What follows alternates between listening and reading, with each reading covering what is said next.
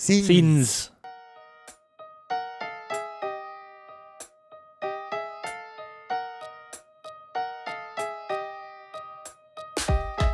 Whoa, hello Graeme. Hello, Ewan. We're back. We are.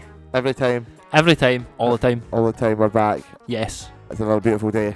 It is another beautiful day. We're recording another podcast. You know how it be. The grind never stops. The grind never stops. What was that? I saw the other day. That's not even related, but it was that Alan Wake thing.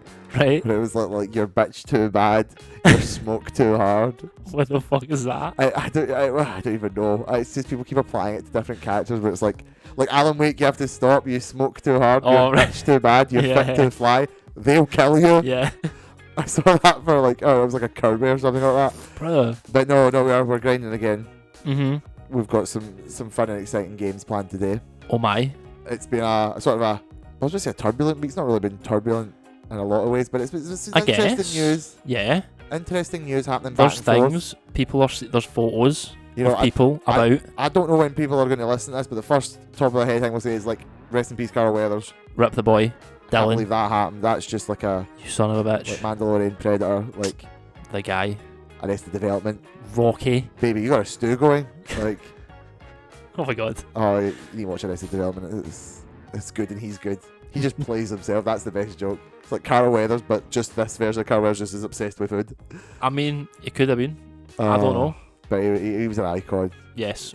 I mean, a Predator specifically. I've never even seen Rocky, Oh, bro. but I'd like to. I can't believe you do this to Well, Apollo, the talked boy. about how great Rocky is. Bro, it is so good. Aye. And it's like the whole way through though. I saw a person who was like, man, you can watch Rocky 1 and 2, you might as Yeah. well then watch Rocky 3 and 4. Literally. And then you might as well watch 5 and 6. And then it you peaks might at as well 4, and it's like, Then you might as well watch Creed 1, 2 and 3. you might as well. Like literally at this point. Genuinely, yes.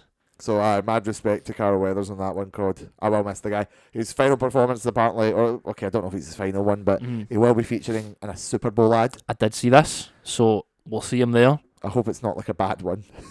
Nah, they're normally just like fun wee ads. Well, Except the Chris Pratt ad, the Chris Pratt's the Pringles man. because Chris Pratt is everyone. This guy's And he's your nightmares. I'm a bit sick of seeing him now. I've sort of had Aye. enough of him. I'm a bit like fed up. I'm like, right, that you know what? I could take a bit more, I think. Could you? I think so. You watch Garfield? I will watch Garfield, because Garfield's fun. I love Garfield. Garfield's like a joke to everyone. I fucking love Garfield. He Good sits guy. there and he's like, man, I love eating lasagna. And I'm like, oh, me too, mate. Bro, me too. I fucking love food as well, Garfield. You're so right, bro. You are right, Garfield. And alongside Chris Pratt as Pringles man, we're getting the Deadpool 3 trailer. We are getting the Deadpool 3 trailer, and Kevin Feige spotted in the wild And with a hat. the Twisters trailer. Oh my god, yes. Aye. Like the Twister, like the like actual weather.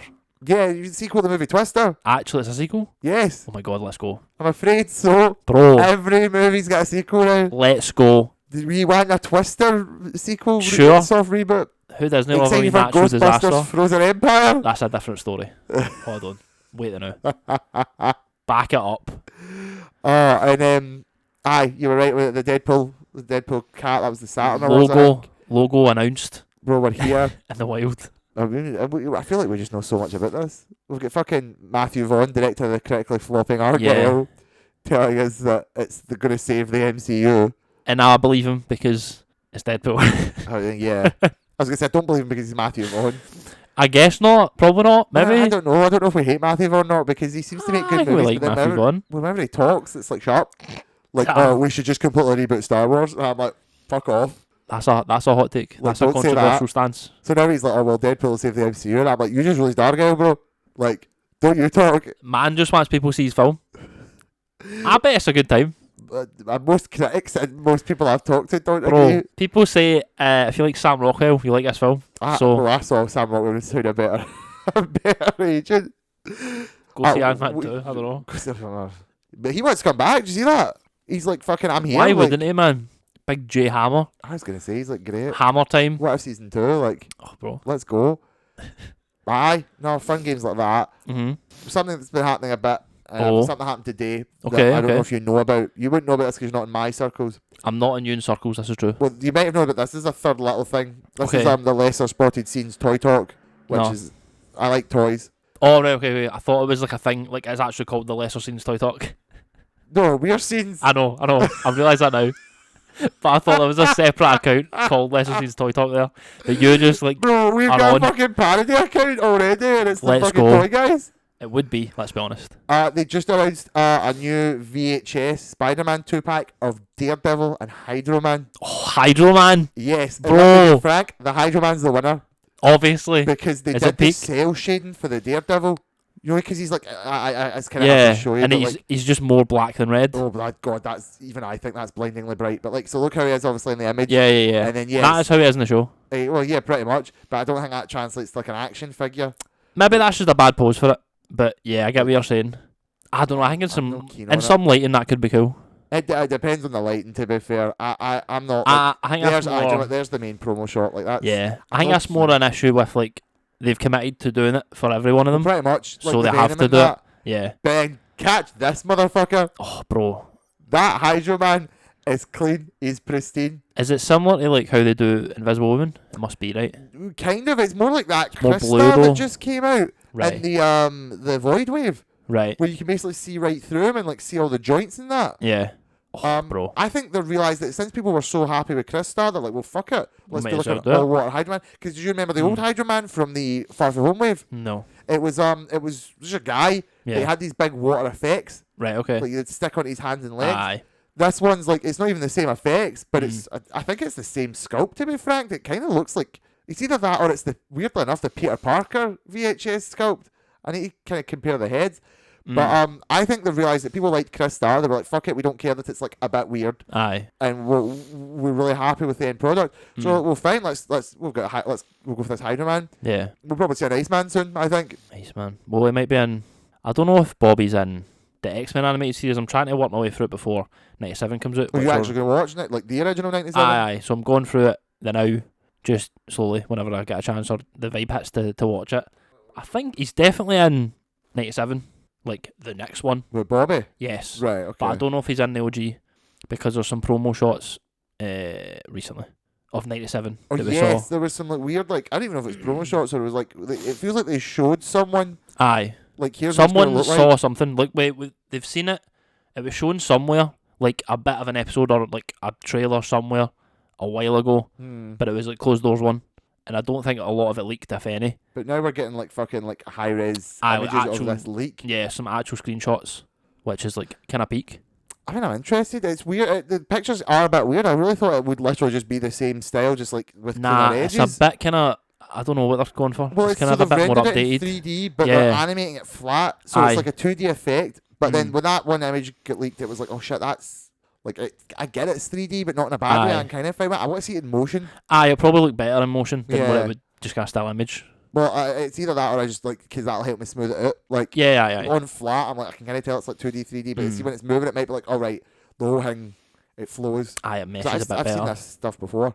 Right. I can't remember what, to be honest, but there's plenty of things that have tried this like style before. Okay. Like anime stuff, for example. I'm pretty sure there's a couple of anime types things Just that do trying to that. think of any, but I couldn't. I was going to say, I was ready to say examples there, and I'm Like I've just got fucking no Earwig. examples. I don't know.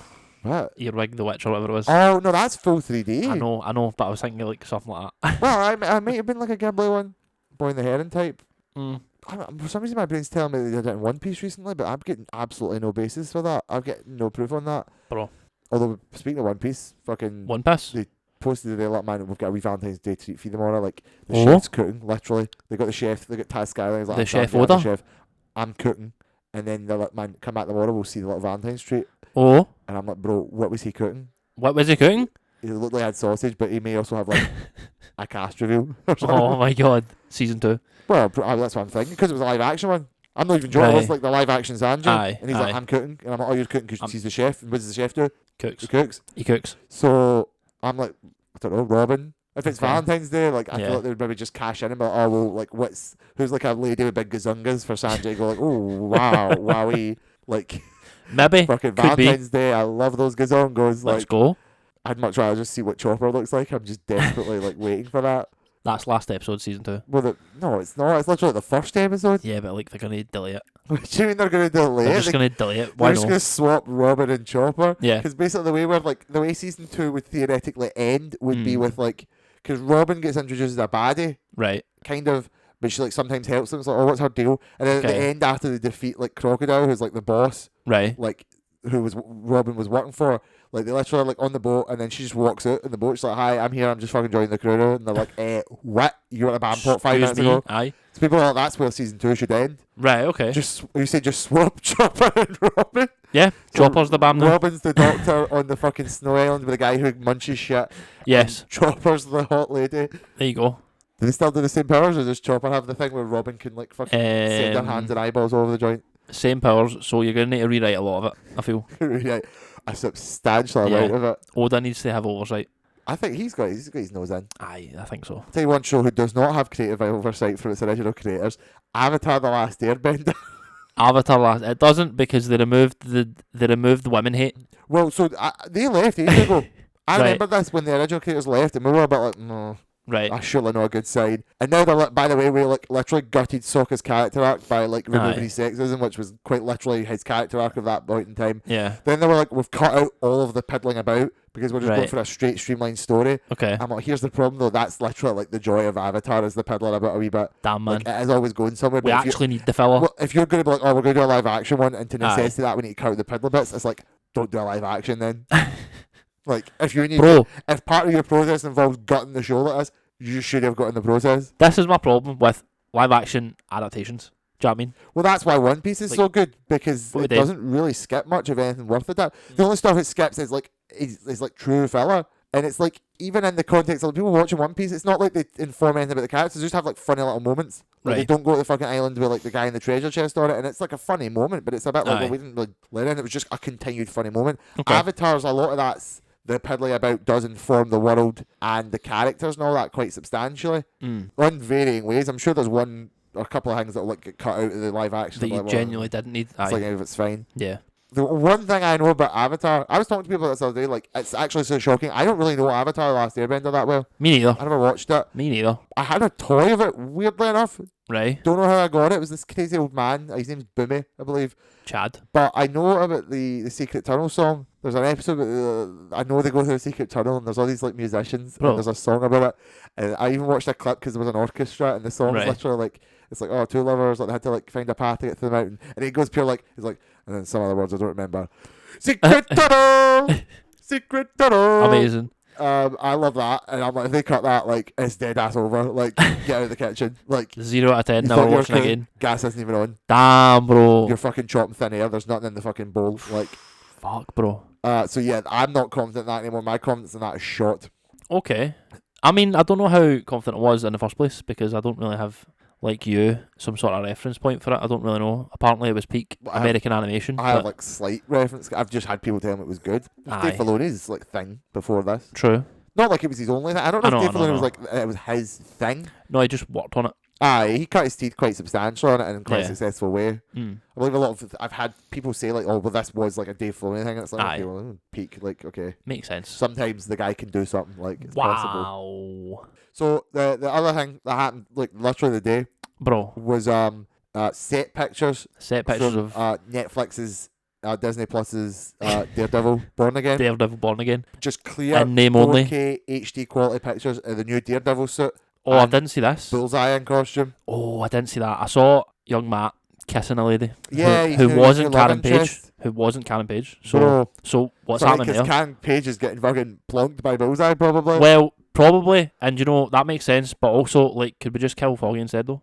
No, bro, please. No, but absolutely not. But like, Deborah Wall is one of the best bits of Daredevil right now, so why would they do that? And Elton Henson's is one of the other best bits of Daredevil right now, so he's less good. So I think that's we should make subjective. we should make a sacrifice and kill Foggy instead. Bro, you just chat like subvert expectations here, bro. Yeah, that makes sense to kill Karen because Karen dies sometimes. Pretty much, and she dies to Bullseye. Just facts. There's, you want to see these? Aye. There's Bullseye. Zoom in. Bro, man's getting a full target on his forehead at some point. I was going to say, so this Bullseye suit is like not really It's a bit shit. Apparently it's kind of based on a more modern rendition, and I kind of get it because it's not going to be like the black latex with a bit of target. Well, I'm guessing he's still... I need to see how Echo ends, but he might be working with Fisk somehow.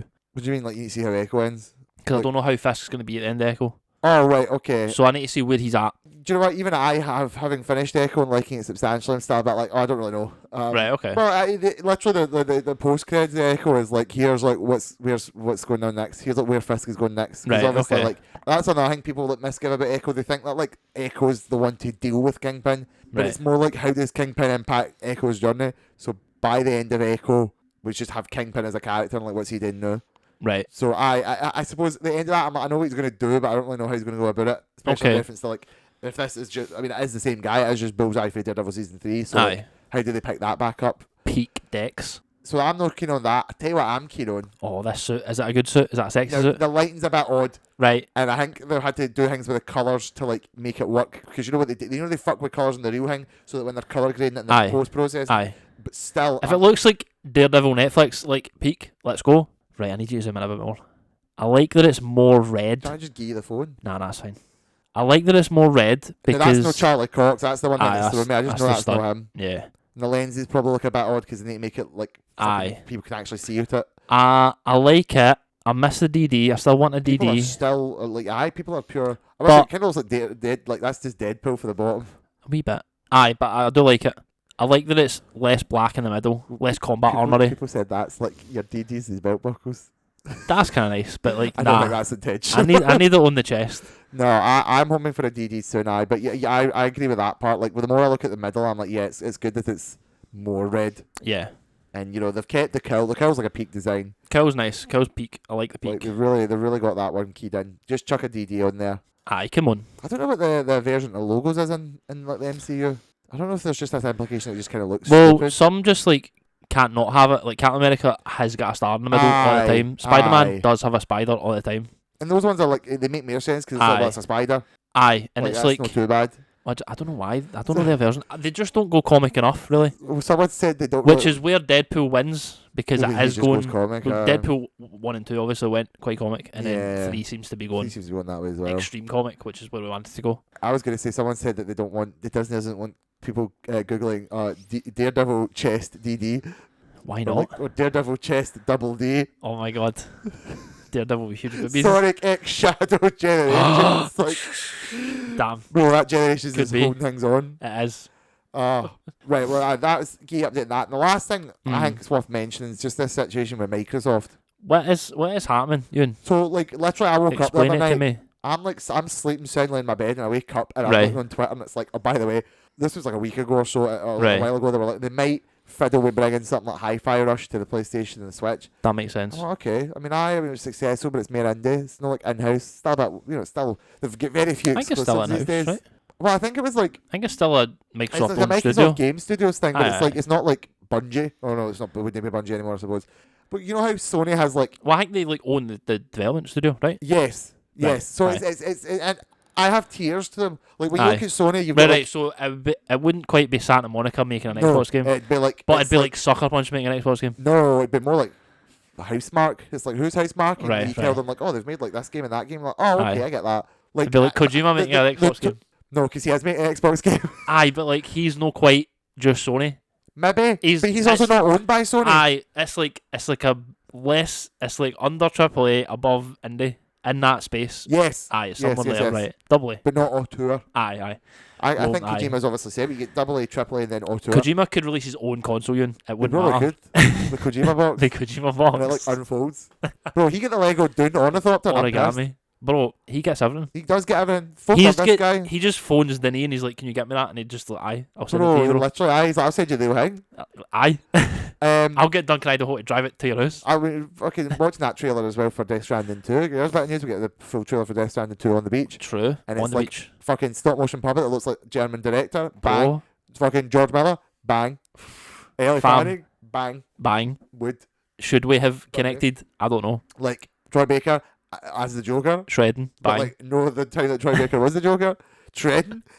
Bro, should we have connected? Should we have? So I hear about Hi-Fi Rush thing. I'm like, cool, whatever. Like, I don't know. It's like AA. So I'm like, no. Aye. Then I wake up literally the other night, right? I look at Twitter. And I'm like, by the Aye. way, Star Heroes coming to PS5. It might be. Possibly. Sorry, yes. All this is unconfirmed. It might be. But it's been reported on by multiple reputable sources. It makes sense Well, for that it to makes happen. sense for a Bethesda. It doesn't make sense for Microsoft to do it. you'd think it doesn't make sense. Because you'd be a bit like, well, hang on it's a minute. like this was like the game. Unless Starfield flopped like that badly. It did. But it also apparently sold really well regardless. It's just Well, it would have, culturally and but, critically, like, it's like, oh, it's a bit shite. Which at is the where end of it the was meant to be like, oh, bang, but you don't bank on Bethesda to do I that was for gonna you. say, I don't know why you thought Bethesda would do Todd it. got you again. So I'm like, alright, okay. I literally tweet, fine, do this for Indiana Jones for me. Cool. Hour later, Oh, by the way, they might just do it with Indiana Jones. they just A might. few months after Indiana Jones comes out, they might just Yeah. put a PS5 port out, and I'm like, right, hang on a minute, what's going on here? Yeah. Like, it's getting a bit too convenient. Aye. So I'm like, what's going on? Check back like a couple of hours later, oh, they might just put Gears of War on the PlayStation. Yeah. Aye. And I'm like, what in the fucking Christ is I going mean, on? that one's okay because I don't think Gears is doing a lot, and the But main story seems to be kind of done. It's still a bit like Ratchet and Clank, which is a bit like, yeah. like that's a bit odd to make that a multi-platform. Why I is was like, Gears happening? What's going on there? I was gonna say, like, we're just one step away from Halo at this point, and I'm like, at that point, what other games does Microsoft have? Well, they've always had like an IP problem, really. They don't have like, oh man, I don't know. It's difficult. They don't have like the same IP level as PlayStation, Well, this is what but we've their always... player base was like at one point the peak. Yeah, the I problem don't know is if they have some good, like, Halo and Gears of War and that. I Aye. like Halo's fucking Halo, bro. Aye. It's just that, like... But Halo's not Halo anymore. Exactly. Microsoft seem to have lost the knack for actually creating the games and properly pitting and making these games happen. Yeah.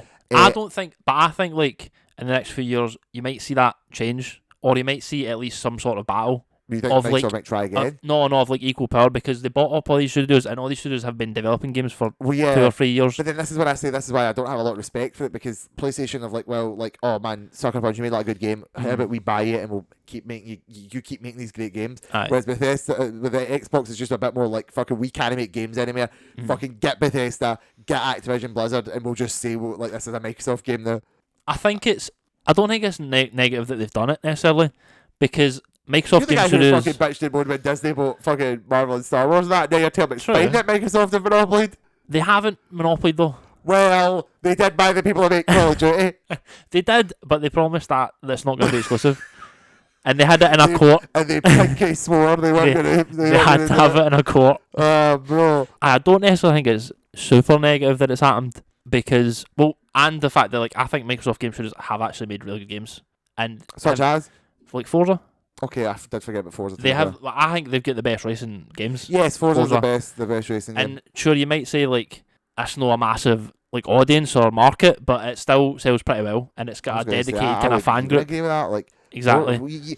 Games like racing games and sports games are the Aye. ones where like you think, but then they do show the fuck up. Aye. Like when Forza comes out, like Yeah. 1,000 fucking fictional people will arise for the nets to buy Yeah, these games. You're like, exactly. fucking where's this people It's come like from? them, Flight Simulator. don't I people think love if you were Flight to look at player bases, I would say like FIFA.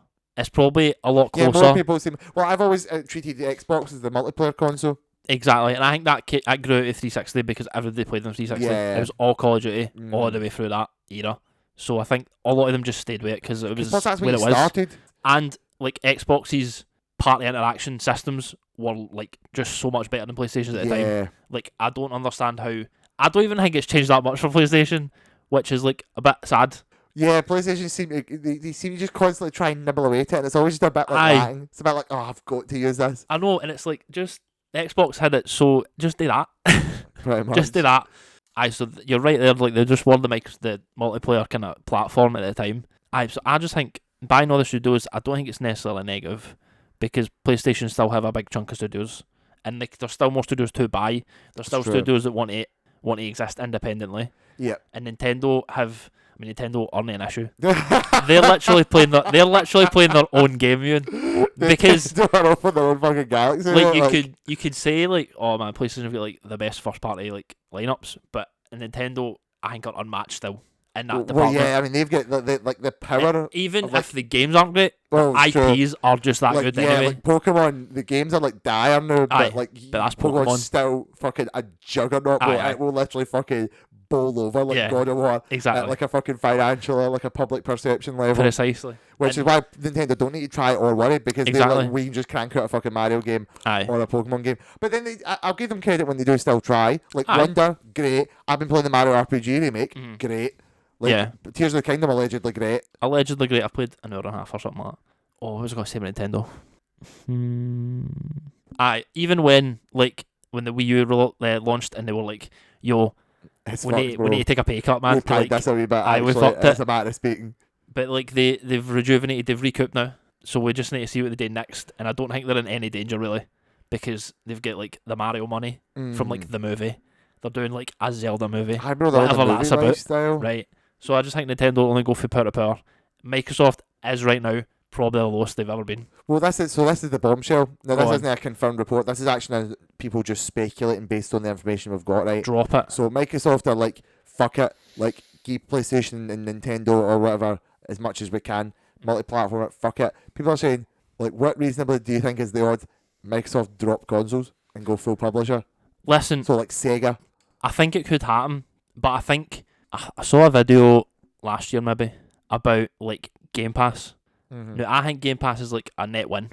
Well, probably. there's constantly contradicting reports about is Game Pass doing good or not? Well, I think it would eventually hit a ceiling because eventually you will have had all the players that would be on it. Yeah, you'll plateau eventually. I think as long as it's on the the numbers place, would to be slow. They fair. might never stop, but I think the numbers would slow. Aye, and that's any where the issue would subscription be. service. And it's I think it might cost more at some point, because if you're getting these games in and the actual purchases of the games are I'd imagine they're significantly lower. I don't know how many people bought Starfield, Aye. £70 bought Starfield, as opposed to just had Game Pass for 2 months Yeah. and then left it.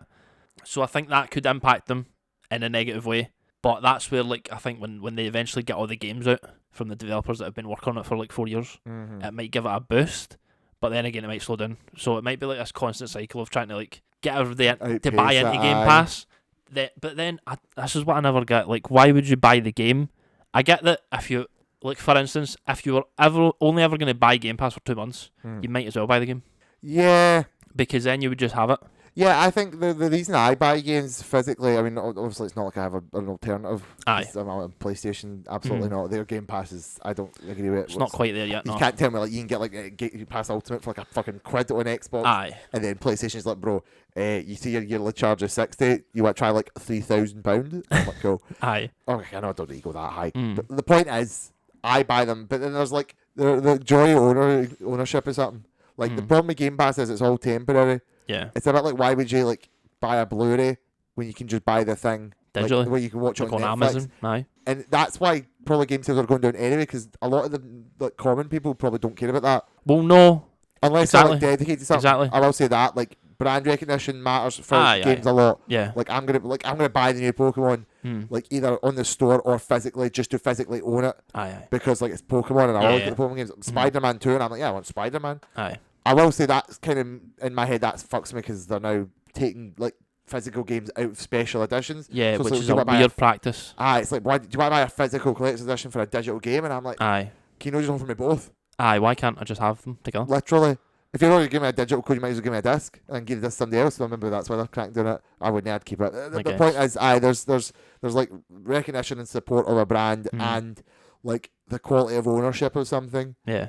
And then there's maybe obligation of do I really want to subscribe to go through a whole subscription service just to play one game? Now, if the price is always going to be that good, that'll probably outweigh it. Yeah, again, because you probably would. exactly. If you're Yeah. it's- Well, the thing is, I don't know if Phil Spencer said this or whatever, but I think the selling point of it is you're going to go for one game and you're going to stay for the thousands that are there. pretty much. So, and I think that is a good market and a good kind Exactly. of incentive to do it. Mm-hmm. I think what you're saying is they might just drop consoles completely. Yeah, people are Is again suggesting that. probably because of Game Pass, because if no one's buying a disc, you've got a disc console doing nothing Exactly. apart from playing If Blu-rays you're or not, if you're whatever. not dropping consoles completely, you'll probably drop the disc-based Xboxes. Exactly. Which would maybe give you more space for power in the console, which might be beneficial Possibly. in some way. Yeah, so I could see if they just become the Netflix of games as just the Netflix, they don't have Pretty much. a platform themselves. So they could happen. I don't know if it'd be recent. It wouldn't have been the next 10 years. Well, I saw a report. It could This be is why after. I get even more shocked. Is that literally a day after I see the reports about them giving all these games to PlayStation, Yeah. I then see a separate report, again reasonably verifiable, that no, actually the next Xbox is due 2026, the next generation Xbox, and I'm like, so It's early, but it's not that early. Because I think now we've hit the power creep's hit you. Do you know Aye. what I mean? Like we're kind of getting to the peak now. Yeah, I suppose that we're really, it's like, And like, we're not leaps and bounds anymore. Like, I don't know how the PS5 and the Series X can run Unreal 5 yet. Like, I don't know if it's gonna be. that's true. It's gonna be like an issue for I've never them. really tried. You can do this stuff in Fortnite, like the Right. pure demos or like Yeah, Unreal 5 based stuff. So I need to try one of them and see how that handles it. because that's a new engine. But that is also built with like that tech in mind more, I think. I Since you're suppose. pretty much all SSD based now, Aye. those things will be a bit more cognizant of it. Whereas you don't need to like bend it to, oh fuck, we need to give this so it can work on like a shitty PS4 or a Aye. shitty Xbox One. Yeah, I suppose, but I think Although it's always going to It be worse than a PC anyway. it might be a change. What was so PS4 was 10 years, right? Yeah, I think we're approaching. We're what 5 years into this one, maybe 4 or 5, yeah. 4 or 5. And what was between 3 to 4? The timeline? Aye, that was like 2008, 2006, something like that. I'm pretty sure it was about 2000.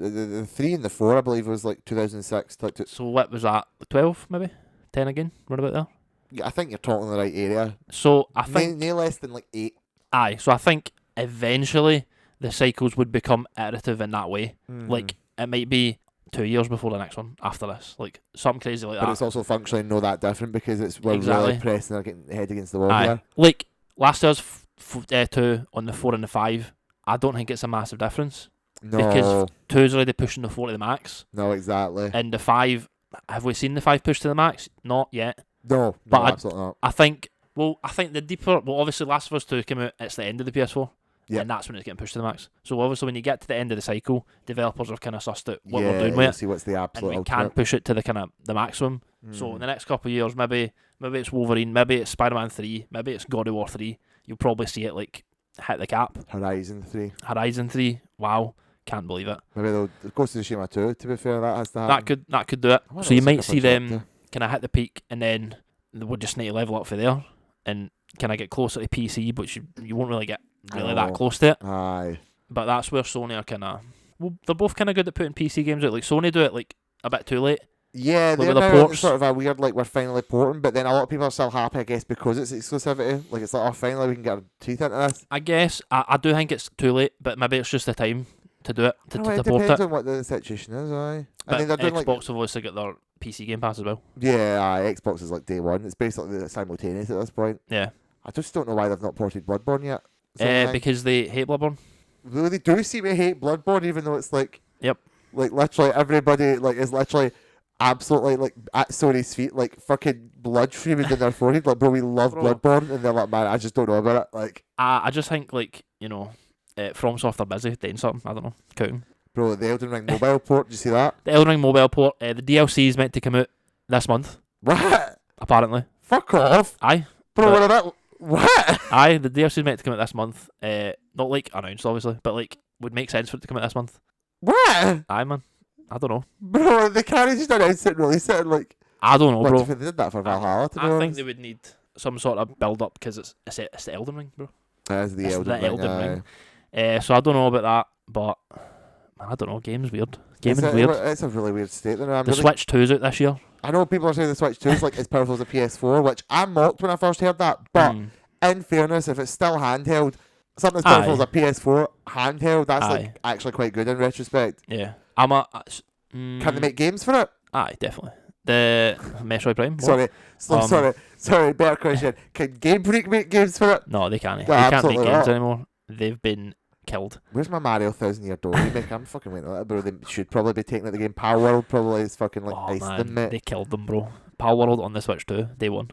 Bro, I watched the video of a tier list ranking the like levels of plagiarism in Power World, and Oh, some bro. of these fucking pals are literally just like, we ripped a model for Sword and Shield, Nah, bro. like Bro. category S stealing. They are beating the allegations. Let me tell you, Bro, they are not beating any allegations, bro. Some of these, I'm looking at them and I'm like, oh, Bro. there's like a dog and it's like a bolt hunt, but it's just got Lucario seed, and I'm like, that's fucking Lucario.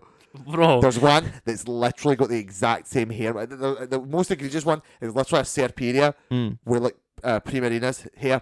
And Pog, it's not bro. even like, it's literally the exact model. Like the bits where the hair flick up and the length are like the exact fucking same on both of these. Mad, bro. And I'm like, bro, they just lifted a model for like Scarlet and Violet. Bro, it can't be true though, because Nintendo consistently strike MD that exists that has any day with Nintendo And content. did you see they recently put a thing where they're like, bro, we're actually investigating, like, Nah, bro. there's Because been a they strike investigating, like, we're gonna fucking get in there. Aye, but like they wouldn't have released it surely. No, Unless they Nintendo knew. can't really control it until, like, it's Nah, it. but, like, And it's in early Microsoft would have access. been like, yo, bro, fucking. That Bro, looks like has Soft Shield. Microsoft get their hands on it? I thought it was just it was an early access Steam thing. No, but Microsoft did it day one Game Pass. So I assumed they were involved To somehow. be fair, I remember that fucking the live stream with it. Was it Sony or something? Or also like, oh man, we got Power World coming out. I'm like, what the fuck is this ripoff? That's mad. Power World on Steam. Power World's kind of crazy.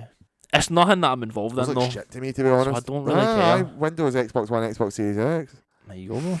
Yeah, Microsoft surely wouldn't have. That's what I mean, right?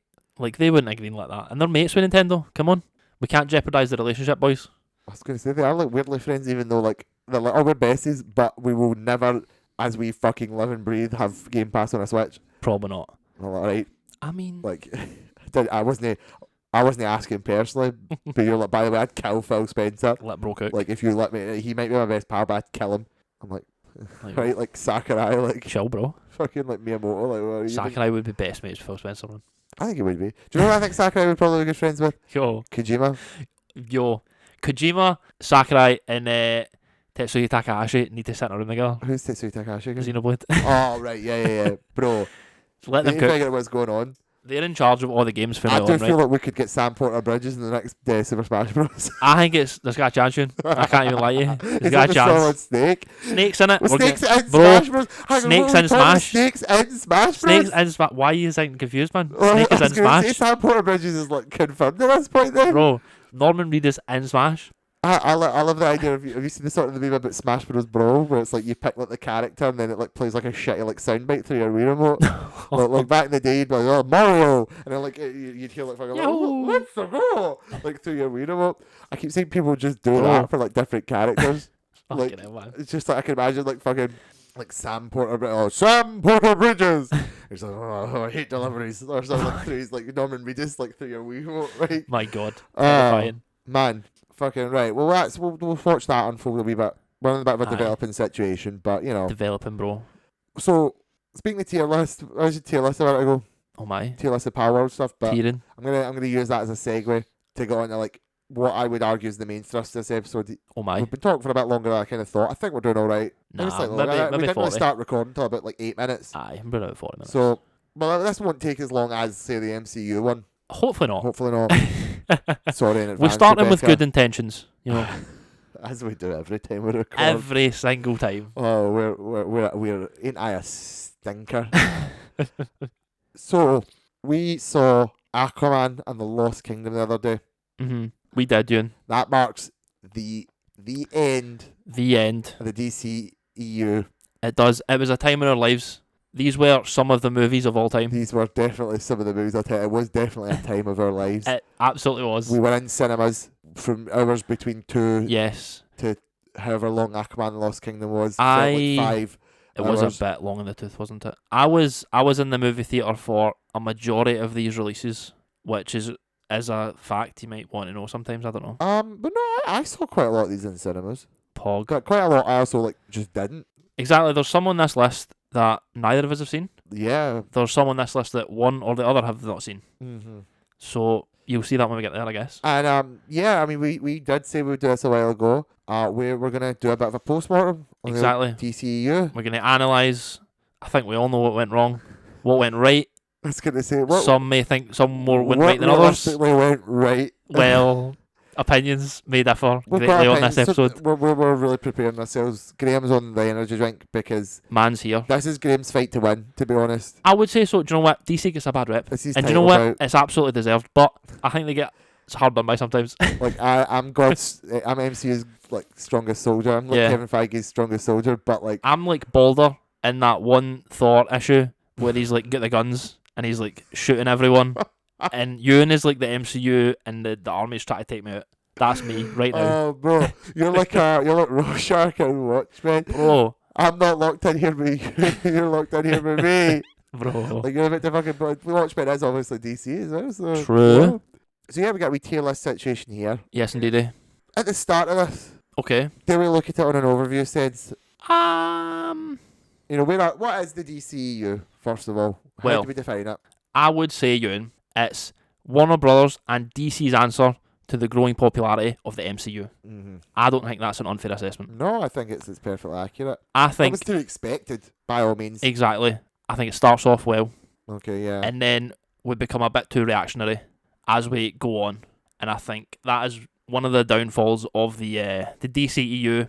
Looking back at it overall, it's a failure to commit. It's a constant response to criticism of itself and of what is Marvel doing. yes, it Sometimes should have just what is been. movie Aye. doing in general. I think if they were to just work in a vacuum and ignore the noise outside, it might have been. Well, at least it would have been coherent, and it would have had a start, middle, end. Where what we've got now is coherent to a point, and then it loses all And then hope there's after also that. executive meddling, mostly at the start. Yeah. That's the first thing Yeah. that shot the DCU in the foot, other than potential, your opinion on the quality of it was it, Yeah. it was executive meddling. Yes, and I think that is reactionary again. It was true. Is where to it be came fair. in. Yeah, no, I mean, it's a complicated topic for It me, is, isn't because it? I'm a huge DC fan. I don't know how much I betray it on here, Right. because how much I talk about Marvel and how much I just actively tell people how much I don't like the DC movies. Mm. But I'm actually a huge DC fan. Yeah, I think I don't know.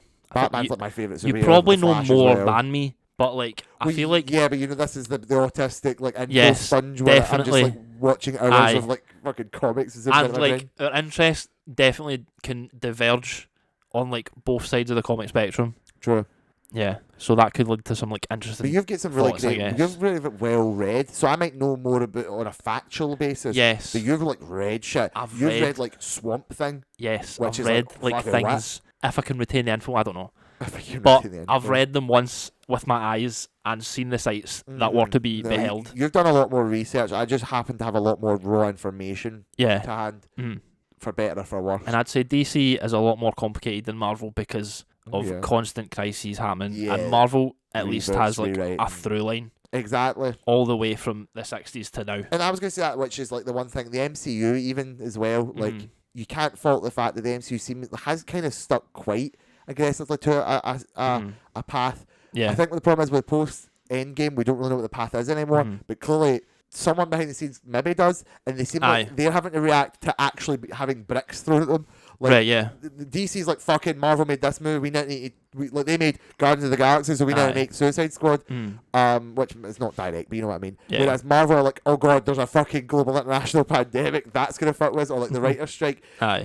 That seems less like a thing that a problem Marvel created. DC's problem seems self-created. That's Yeah. the big difference to me. And this one, at least, yes. Well, We'll see yeah, how this one. we'll see how James Gunn's universe and Peter Safran's fails in the end. It's true. This is really the next stage. I'm Yeah. really interested in. I feel like there's so much pressure built on them. I want to free them of the weight now that the DCEU is done, because now they can completely leave it It's in the true, dust as yeah. much as they can. I've said as well, cut as much as possible. We know Aye. we're getting Zolo back as Blue Beetle, which is fine because he was great in the movie. Yeah. We'll probably get he's already said I've got a couple of people in mind that want giving you places. John Cena's back as Peacemaker. Yeah. I'm that's fine. You can keep those little add-ons. Aye. The MCU has that same thing. Chris Evans is back, but that's same as Captain America and no Human Torch. Aye. I do think it's fascinating when you consider just the slight the pre and the post DCU minglings, Mm.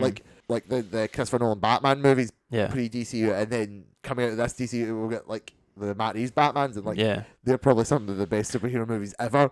Well, I think DC are more happy to do one-offs, Joker, Oh, Joker as well. the I Nolan forgot about trilogy, Joker, the aye. Batman, because they're just happier to leave things outside of main continuity. Well, what's interesting is because of DC's constant Mm. reshaping of Yeah, characters, it yeah. is easy for them to just do an Elseworlds, Yeah. just to be you don't you've seen so many different Batmen in your life. yeah. What's another one that's slightly different Exactly. as long as it's a compelling story? Mm. You know how it started. Here's where it is now. Exactly. But whereas with Marvel, it's a bit because of how strong the MCU is, you're kind of always going to Mm. be comparing things to that's compared to Chris Evans' Captain America. Yeah. Which think, is fascinating. Yeah, I think DC, as we go in the universe, James Gunn's universe, the new one created, I think we might see more of the benefits of a comic book groundwork that constantly changes and reshapes, whereas Marvel is at risk at some points, I'd say, of crumbling under the weight of its own continuity in history, Yes. especially as we go in movies, because movies are very different to comics, in the sense that if I go and see Spider-Man 6 and it hasn't really changed that much from Spider-Man 3, I might feel a bit cheated. Mhm. There's not been much development. Yeah. And I think that is bound to happen eventually. And that's why they need to introduce new characters and do completely different things to what was in the comics to kind of re-energize it. I think what's interesting there is that in my head that means that it kind of provides a base justification of almost having an end point in mind for these. Exactly. At some point it should end. Pretty much. At some point it should. Because that's the thing about Marvel, and to be honest, even the DCEU when it was going, like neither of them you really thought like, what the fuck is gonna how are these gonna end ever? Yeah. Like you're gonna blow like some of the stuff we'll talk about, like they blow their nut quite early in the DCU with quite a lot of like weird concepts. It's like you did this now, and then it's like what are you gonna do later? And Marvel's the same. I love the MCU. I'm always going to defend it unless like Secret Invasion type stuff. But you know what I mean. I still constantly worry with like, do they just where think are we they going? can go forever? Yeah. Because, I mean, in a way they could, right? They could but really as I say, try. I think eventually would be like we're seeing Black Panther 8 think, here. yeah, What's like a happening? movie continuity. Yeah. It's funny. I think we're going to like while the Marvel comics don't ever have a crisis, I think we're more likely to see a MCU crisis to reset that continuity. We're going to see the closest thing Marvel's ever done to a crisis in a movie already, and it would be their 5th phase. Yeah. 6th phase. And by I the think time I it would be comes. happy actually. I recently came around on the idea of like maybe a near enough total reboot. Eventually. Just to keep the zhuzh going. Yeah. But then they need to be careful about like there was obviously the jokes about like Uncle Ben. Like when we get Tom Holland Spider-Man cast, it was like for God's sake, we only really just had like Andrew Garfield and Tobey Maguire. Aye. So like how long did they leave it? Basically, unless they're like give us enough of a different differential iteration. Like Sam Wilson's Captain America, now great. Pad that for a wee bit. Like give us a bit of juice with that. Aye. The fucking the cosmic endpoint of Peter Parker is Miles Morales. Do you get what I mean? Yeah. Like we just have to get to Miles and then do Miles stuff. Aye. And then a decade from now, once we've had like probably one more or two more Tom Holland movies, which even then I'm like, give us like maybe one more. I don't know. You could flesh out Tom Holland a bit more. Spider-Man's a weirder character, I suppose, because he's got such a varied and iconic rogues gallery. It's very easy to mind that. Aye. Captain He's America very much like Batman in that way. Like I think there'll America's, always be Spider-Man movies in the same way there's always Batman movies. Yes, those are the two. Those are the two. Spider-Man's like what the most. He's literally the best. He's the most recognizable. Yeah. Like Captain America's a bit more like I'm not really like waiting for them to tell that Captain America story. Aye. Do exactly. like Civil War. Like, do I really need to see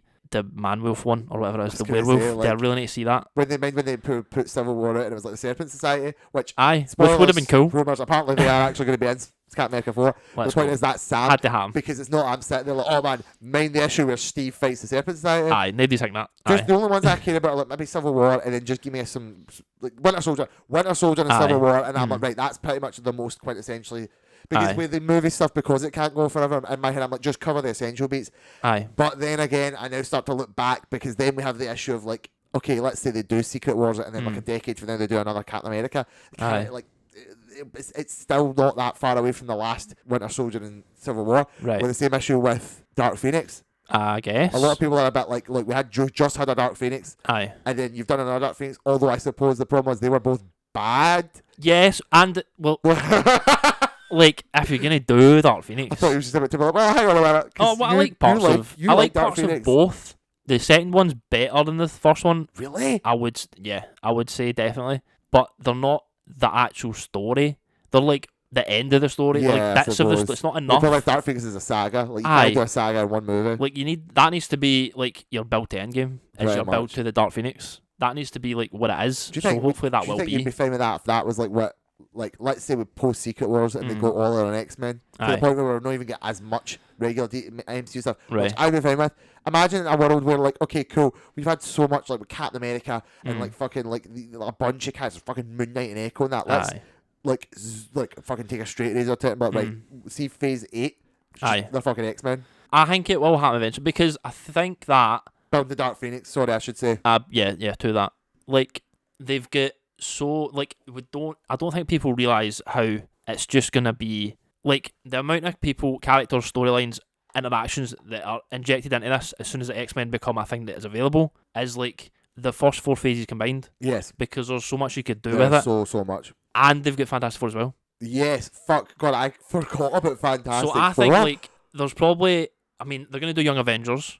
Yep. Which is fine. Yeah. But I think they're gonna drop a lot of the characters we've built up already. I don't think we're going to see Bucky that much. I don't think we're going to see Captain America that much.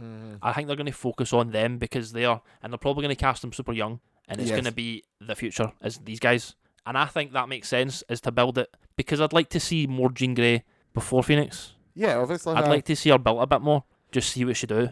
In my head, like the first in three my head, like a movies. Dark Phoenix is like the third X-Men movie. Like if you treat it like the original phases of Marvel MCU, Aye. like instead of like Avengers, you get like X-Men 1. Mhm. I'm not saying we should have like a Jean Grey show and like a Cyclops show. No, but I just- think like a show, like I think where the shows have suppose failed so far is because they're not very interconnected to the films, in my opinion. Mm-hmm. So I think the X-Men is a perfect opportunity to interconnect them more, because you've got, if they do it, they've got a school where we can just have shenanigans on the weekly. Yeah. We've got characters. Logan's just cutting about in the fucking Japanese wilderness for some reason. Just follow him for a week. Exactly, do something like that. So they've got more options with that coming into the X-Men, which I hope that The X-Men, it's like a transfer, a really good clean slate. It's just maybe focus a lot of time on the X-Men at the start as well. Aye. Because like you give them the time to breathe, but then just be careful because you don't want to totally forget the other characters. Because one of the joys of this down the line would be like, oh shit, we finally have like the X-Men and like the Avengers and like the fucking Fantastic Four. Although maybe that's when the reboot becomes the most necessary because like it's too much. Was too much, but also like no offense to the current slate of the MCU, but like if we're finally gonna get that perfect movie thing, but like we've already lost like Iron Man, like Steve Rogers, Captain America, like the Hulk's probably not going to get up to much these days. Probably not. Yeah. Like, let's be honest. Jeremy Renner says he's ready to come back, but the whole point of the show Hawkeye was he's kind of not even really Hawkeye these days. Ant-Man was run over. Black Widow dead. Ant-Man run over. Literally. Like it's like I'm not saying the current MCU guys are bad, but the amount of time and money I would put towards like just seeing like Avengers versus X-Men, but it's like fucking the Avengers, like the most core recognizable version of that team versus like the most core recognizable version of the X-Men. Do you know what I mean? Yeah. It's like imagine... you want the best of them. Exactly. It's like imagine your X-Men team was like one of those modern day teams. Because like, it could be like, the X-Men team is Jean, Cyclops, Wolverine, Colossus, Nightcrawler, and the Avengers are like Kate Bishop. Like, you'd be like, Kate what the fuck Bishop, is this? like Shuri Black Panther. Like fucking... fucking Hulkling. Like Vision, maybe. And like Vision's great, but like Vision, like Wasp, no, like the Wasp that you kind of think it would be. And I'm not saying anything against those versions of the characters. It's just a bit too odd. Yeah. Because it's like you finally have this chance to do it, and it's like oh fuck, what? It's like the B team. Yeah. And it's like imagine if you had an X-Men team, and it was like okay, you have like Cyclops, that's Cyclops, and like Forge. And I'm like, Forge, okay. Forge is like, interesting, cool. That's a better choice. Banshee, you're like, ooh, Banshee, alright. Blob, Morph. Why is Morph there? I don't know. What's the one that's a skeleton and goo? A skeleton and goo. It's like a Armor. pink skeleton guy. Armor. Is it? Yeah. I thought his name was like Glob or something. Nah. There's like literally a big pink gel, and he's got a skeleton. And his fucking eyeballs are popping out. Armor. That's Armor. Yeah. I don't know who the fuck is Armor. Get Armor in. Why no? Boom Boom. You're like, who the fuck's Boom Boom? Unless you've read comics. Oh, I was gonna say this is the problem. Like for everyone's read comics, I'm like, oh fuck yeah, Shuri Black Panther and like Kate Bishop, Hawkeye, and like Stature, bro, and like Wiccan. Ooh. But then like obviously then you get like Miss Marvel. You're like oh, like pause. That's my bitch. But Miss Marvel would obviously be the X-Men team. So. But also there's your your critical mass for the fucking Avengers X-Men film. Come on. Besides Miss Marvel. Who gets Miss Marvel? Oh, right. So to bring it back to DC. Oh, it's just so much more emotionally fulfilling to talk about Marvel. Because they've got stuff to talk about. See, after Superman, we might have some good Superman, discussions. Like, the next point we're literally getting there. The fucking wheels are turning. No, we've got Dave Cornsweet, we've got Nicholas Hoult, we've got whoever's playing Lois Lane, I can't mind. They just cast Millie Alcock. Rachel Braun something. Oh, is it Rachel Brosnahan? Aye. Right, excellent. I like her. Millie Alcock for House of the Dragons going to be playing Supergirl. Yep. Big on that. Excellent. I feel like there's somebody else who's like a character, but like they've been casting a lot of the Creature Commanders, which is like a weird like animated series they're doing. But they will also be playing them in live action. That's true, actually. Which is kind of bog. This is the thing when I'm like the thing that gives me such joy is James Gunn being like, "Yep, here's A, B, C, D, and I fucking know what I'm doing with them." Right? Aye. You're a little bit like, "Why are you putting Creature Commandos in?" He's like, "Well, obviously I know what I'm doing with it." Like I fucking like Creature Commandos, bro. Like, back half, right? Like big ups to the guy as well. Alright, Rick Flag, cool. Oh, because they cast like, the fucking like Nathan Fillion as like Guy Gardner, and, like Hawkman and all that. Did they know like, a bunch of like weird ones? Fucking what's the note? There was like a really oddball one that they cast. Metamorpho. No, I don't know. Or whatever his name is. It's the guy for Barry, actually. The guy who played Victor Zsasz in Gotham. Okay, that's good. He's good. So, the energy moving into that's good. Aye. which it's good to have. They have a plan. Positive They've let them stick to it It's true. so far. I can't believe that we're looking at this like we're looking on the precipice of a new DCEU, but That's what's so exciting about it. it's exciting, but it's also like so funny how like he's barely fucking mentioned Batman. He's like, yeah, there'll be a Batman movie eventually. Don't fucking worry about that. It's Wonder Woman. Don't worry about that. Then Yeah. we're doing I think. Superman and we're doing Creature Commandos. Oh yeah, I think that it has to do Superman because we have to have Superman. We do. Not I that he's like Superman being framed as like the thing though. Like this is like exactly. Well, he should be like the thing. yeah. He's like He's God. The guy. He's Do you know what I literally mean? the guy. Exactly, and like he hasn't had a win. Well, I think he won with Man of Steel. I think it was a win, but like It's you true. and disagrees. But that was a decade ago. That was a decade ago. So we need another one. We need to reintroduce him. Obviously, Man of Steel was a darker take. The whole Snyder thing was a darker take. So we're going to go a bit hipper, a bit happier this time, which I'm looking forward to. So that is like, he needs to hit it right though. Do you know what I like here? I like when he was announcing the shit and he's like, here's all the comics I've been looking at. Aye. And I'm like, oh, you fucking beauty. Which is like a good thing that James Gunn does because he's obviously like a comic book fan. Yeah. And it's something that Marvel has never done to my knowledge. Is It's like true. actually show you, oh, by the way, see this right here? Here's a PDF file of the comic book I Other have than liked. like you just hear the thing, like, oh, we're doing Captain America Civil War. Aye. I'm like, alright, mine Civil War. Yeah. Or like, we're doing the Winter Soldier and mine the Winter Soldier. Exactly. But James Gunn's like, by the way, if you read these, here's an Amazon link. You might get some inkling of what we're trying to do. You And I felt really that, like you that felt he's- that in the Suicide Squad a lot. Yeah. And he's like, he's paying like respect to them, the creators, in a way Marvel doesn't, especially Marvel doesn't, because the creators don't get like anything off I was them, gonna say that. which is mad. Which is when they make X-Men, they better just cast Chris Claremont somewhere so he gets like a back Jonathan end. Hickman and Chris Claremont. Aye, just get them in the residuals. get them in the screen somewhere, right? Just say a line. I don't know. Like, whoa, what is this? Some kind look, there's fire here. Literally. Is this some kind of inferno? Bro, they need a Stan Lee like they do. Chris Claremont especially needs it. Chris Claremont can be the new Stanley. Definitely needs it. Oh, we got a new Stanley, but it's Dan Slott. Dan Slott, he's in every Spider-Man movie now. Well, Imagine actually, I that. like Dan Slott. A wee bit, Dan to Slott's be okay, fair. man. He wrote Speeder Spider-Man, so he Who's gets, the, he who's gets the that. one that's fucked up Spider-Man there? I keep forgetting his name. It's Zeb Wells. Zeb Wells. Aye, fuck that guy. Don't put him in the movie. Zeb Put him in Wells, a special man, thanks. you know, he wrote some good X-Men stuff, but like, I don't know what it is with Spider-Man. He just doesn't get it for some reason, or he gets it and I just can't see it yet. No, Probably not the first one though. Let's be I was honest. gonna say he definitely isn't getting that. Oh man, well, I need. You've just got me hanging about like co-writers and that as well. Like Chip Zdarsky, like Big Chip. pop in the Daredevil because like, oh, Come on, I mean, why no? I would say get Frank Miller in there. would Frank Miller want to be in there? Is he Probably just, not. like, a Frank crazy Miller, man now? like Frank Miller hates Hollywood, hates all that shit. Frank like, Miller hates like boy. comics these days. No, he's doing. But he loves like He's well, doing- he hates like their comics. I guess he's doing Ronin 2. Yes. That's a thing. And He's he got would like his own probably- he would imprint, I probably- think. What? He's got like his own imprint, I think. Or Well, I his was own gonna like say he probably thing. would like write another Batman Dark Knight situation because he loved doing that, but that's because those like comics just get more and more like I'm Frank Miller and I hate these I modern think- comics. I think Master Race was the last one. I don't think he wrote much yet. Oh, really? I think it was Brian Azrael that finished all of it. I wonder if that's gonna be But bad. 'cause fair. I've heard that Master Race is terrible. That's probably why. Fair. Right. Okay then. Let's kick it into gear. Let's kick it into high gear. Let's rev it up. So we've got a lovely wee tier list here that's in sort of release order. Yes, I think I accidentally moved Wonder Woman a wee bit, but that's fine. I think I so moved it too. you brought it up. We'll start with At- some relative strengths At the in- beginning. at the beginning. The first like movie that categorically is part of the DCEU. Yes. And that's Zack Snyder's Man of Steel. Zack Snyder's Man of This Steel. is back 2013. Was it? Damn. 2013. What a time to be alive. So I will not talk. I'll let you talk about Man of Steel Okay. because you love it a lot, and I want to hear- do. I think it's really good. I want to start strong. And I want to hear a good talk about it, and I want to preface it by saying I also don't hate it. You don't hate I it. don't like it as much as you, and Okay. I wouldn't even particularly say I'm keen on it. But Right. compared to some of the other movies on this list, it's actually a lot higher than you'd think.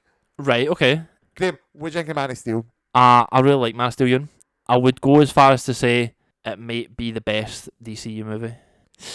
Maybe. It might be. By the end of That's this, silly, but by the end of this, it might be. We'll see. I think it's really good. First off, we'll say I really like Zack Snyder as a director. yes, And that, this like- is the crux of the first part of this discussion. Right? Yeah, so this First is where arc. like a lot of it might go wrong. I say this is a lot of where the opinions will diverge because Ewan just doesn't seem to get on No, with his I style. do not like Zack Snyder as Aye. a director. So he doesn't like what he's trying to do or how he does it. I Really, remember liking Sucker Punch, weirdly enough, though. that is weird. I think that's one of his worst ones. You need to see 300.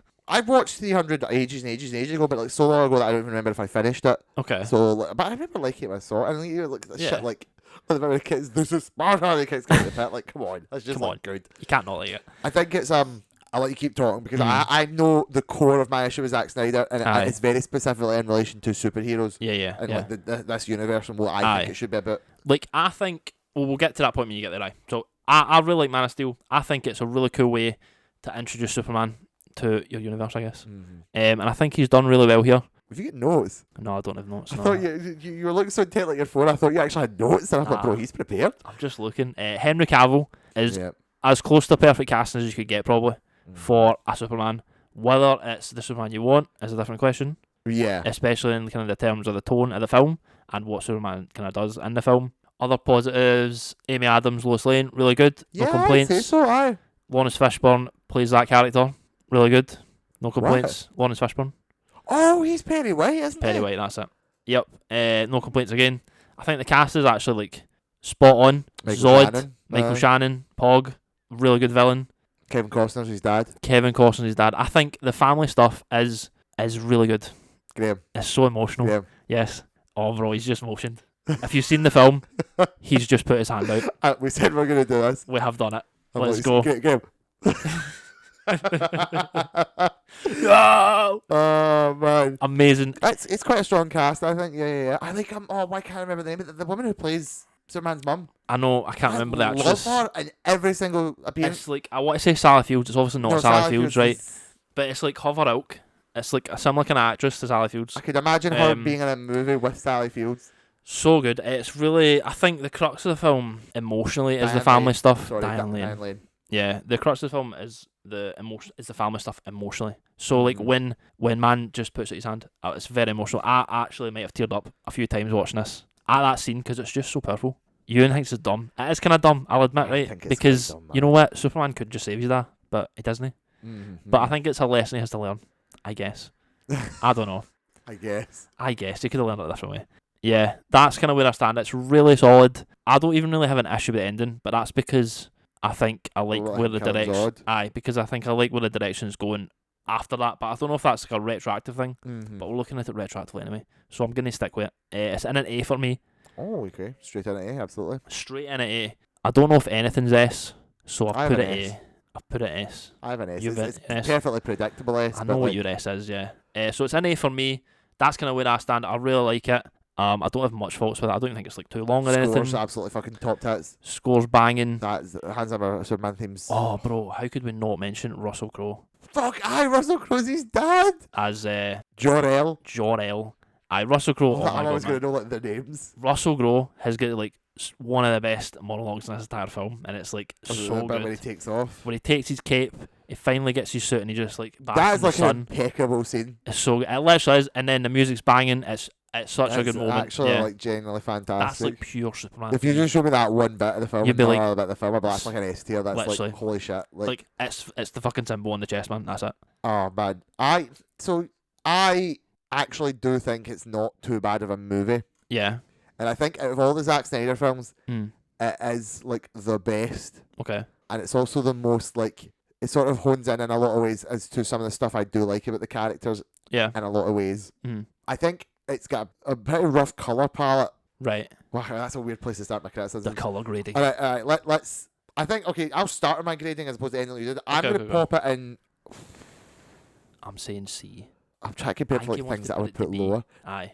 You can move it later anyway. Do you know what? Yeah, I'm going to put it in C for now. It could even go up to a B, to be frank. Yeah. I remember watching it and just thinking, look, it was actually alright. I think I thought it would be worse than it ended up being. Right. I remember thinking... Like, when did you first see it? Was it the first DCEU movie you'd seen? No, actually, it was. I actually think I watched it after Batman vs Superman, believe it or not. Right. I can't remember when I watched it, but I remember it must have been... It was very early on. Right. I don't even think I watched it. No, it must have been...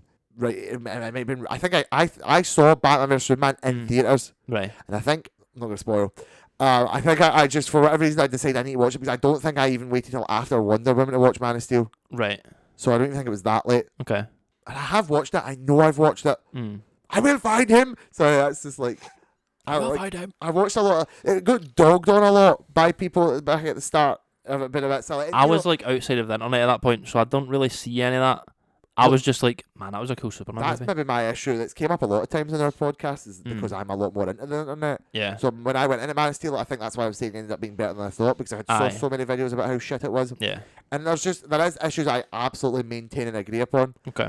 I think with time now, looking back on it and the benefit of like being away from like other people's shitty opinions, a lot of stuff's just kind of interesting and fine to me. Right. I think Henry Cavill's a ideal Superman. He's literally probably the perfect cast. Yeah. I think now's the best time to explain it, to be fair, even though I think it's more relevant to Justice League. But Right. my problem with Zack Snyder... Well, you might as well start it because... It's relevant here. At the start, at least, and going through, it is like where we thought it was going was his vision. Yeah, that's the one thing. And even I will be like, look, again, if it kind of stuck to his vision, at least it would have had a cohesion to it. Even though I didn't like that vision so much. Because my problem is Zack Snyder, by his own admission, is too obsessed with mythologizing superheroes. Even though I can admit that it's healthy and interesting to see that take, to be like, okay, that's cool. Which is why I would have maybe been all right with like the whole Snyder vision panning out. Yeah. Because at the end of the day, I'm like, cool, it's a different take. The problem is whenever I watch these things, I just don't quite think they're the characters I want them to be for superheroes. For this situation. We talked about this once before. I don't know if you remember.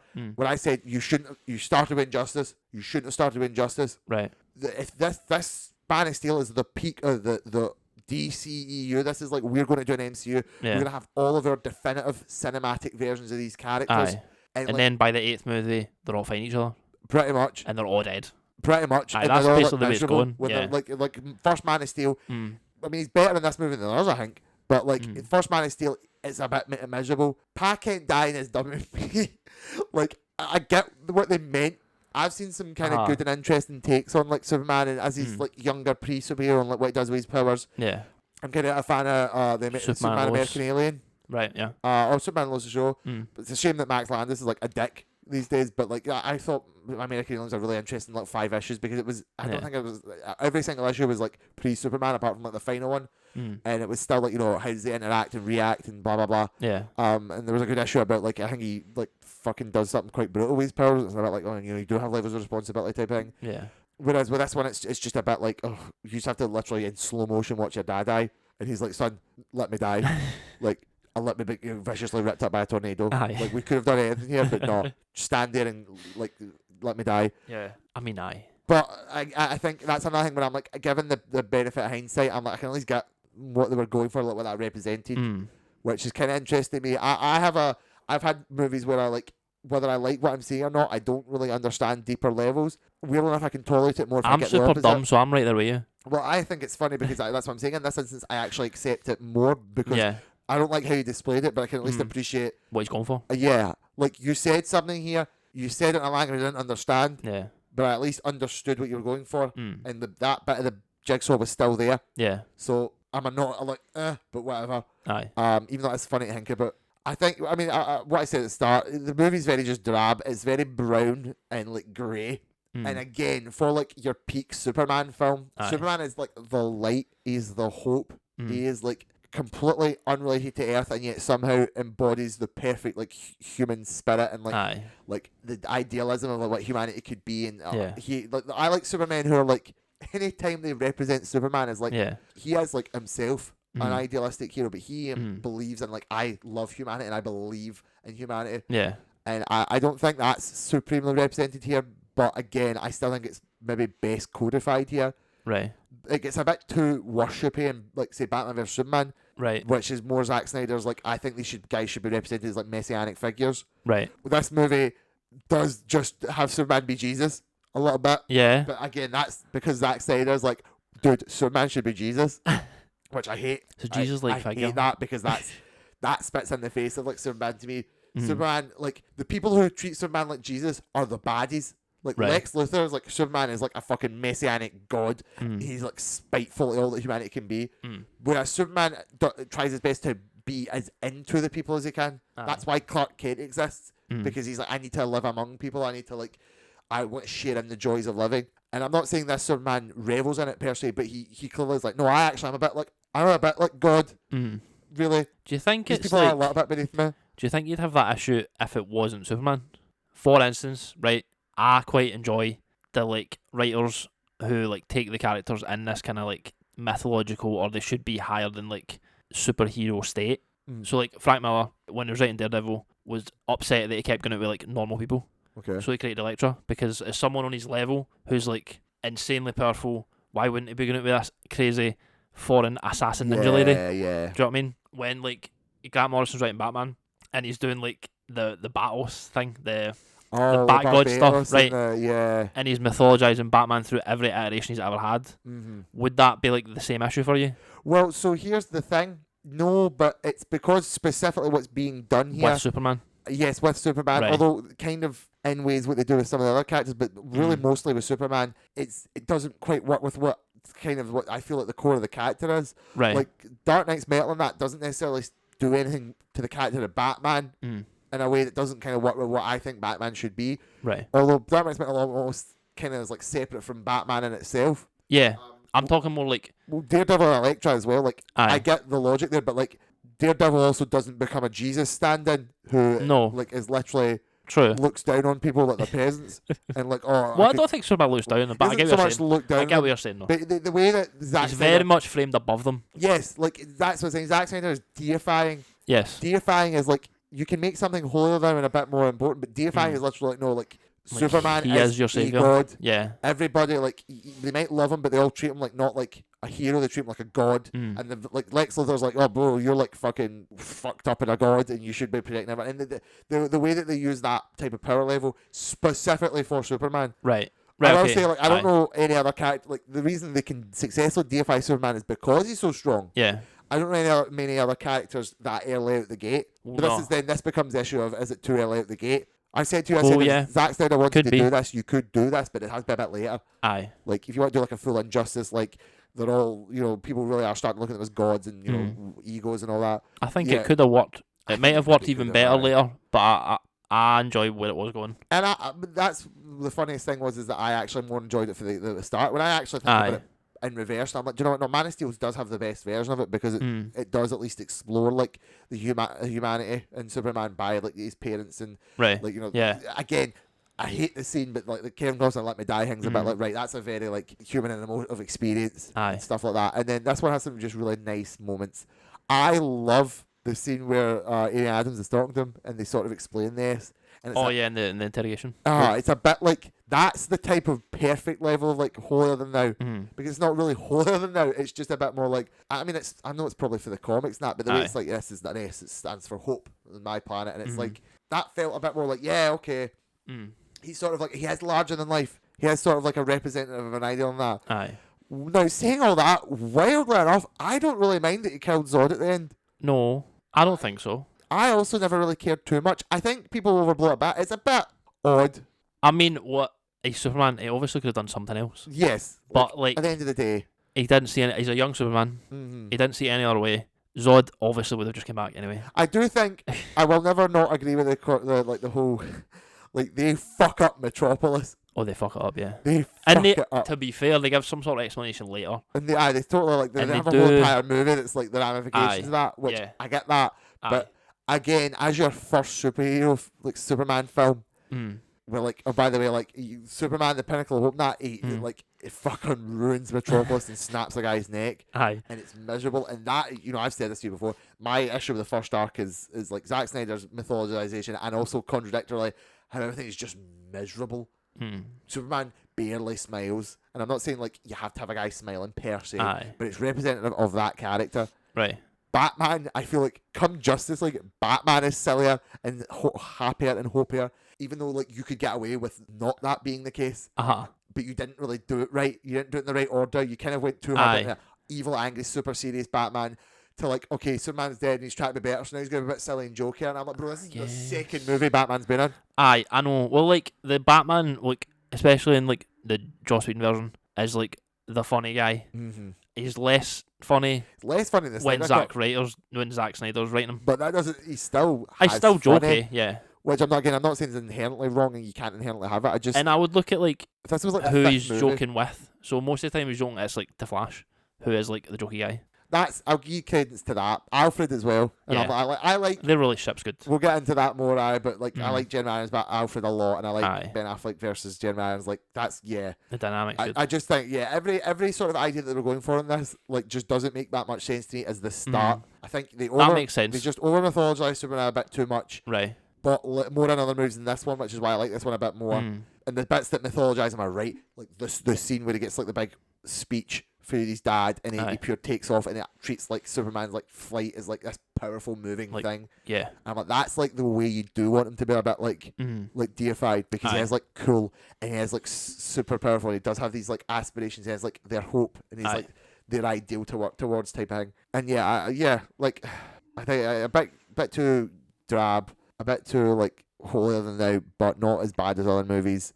I don't really have much else to say other than that. I don't remember a lot of like the middling in this. The beats. I don't remember like a lot of it. Like people fucking love Fiora, who's like the Zod's get 2 people with him. And he's got, I don't even remember one of them. Yeah, the other one's Fiora. Aye. The not to be rude, but the female one. Aye. People seem to love her. I don't recall her. Nah, People not fucking really. lost it up because she was in Flash, Cool. and it was like, I don't even really know who this Like- character is, like other than Zod just was in like Flash, the so, lady like, don't with worry. the lady, well, much to Michael Shannon's chagrin, I guess. other than being the lady with Zod. Aye. So like, I don't remember much about that, but then I didn't really feel like I needed to. She was definitely in the Reeves movies as well. Oh, aye, because Zod does have like his little goons in that His wee one. goons, I feel like the aye. man's called Non then because Maybe. he was a villain in the Supergirl CW show. There you go. That's my reasoning. Could be. But I will admit that it's still kind of all right. Okay. I think it even looks worse to me now in hindsight with knowing where it goes. Right. I think I kind of wish I'd like to see a world where I just watch Man of Steel on its own, Like before never anything else. seeing anything else, never hearing someone else's opinion about it. I mean, that would be the perfect world to live in. It's Sure, like they'd never have to seeing hear someone else's opinion about a something. piece of art yourself without any interaction with other people seeing it would be like, it would be eye-opening, because I think a lot of things would change. Yeah, quite literally. So I'll happily put that in and see for now. Potentially move up to a B. Okay. Next up, we've got BVS, Right. So yeah. Batman vs Superman. So you step into movie 2, and we're doing Batman vs Superman. Aye, so this is where it goes a bit wrong. Not in the movie. Movie 2. Not in the movie. In the movie a bit as well.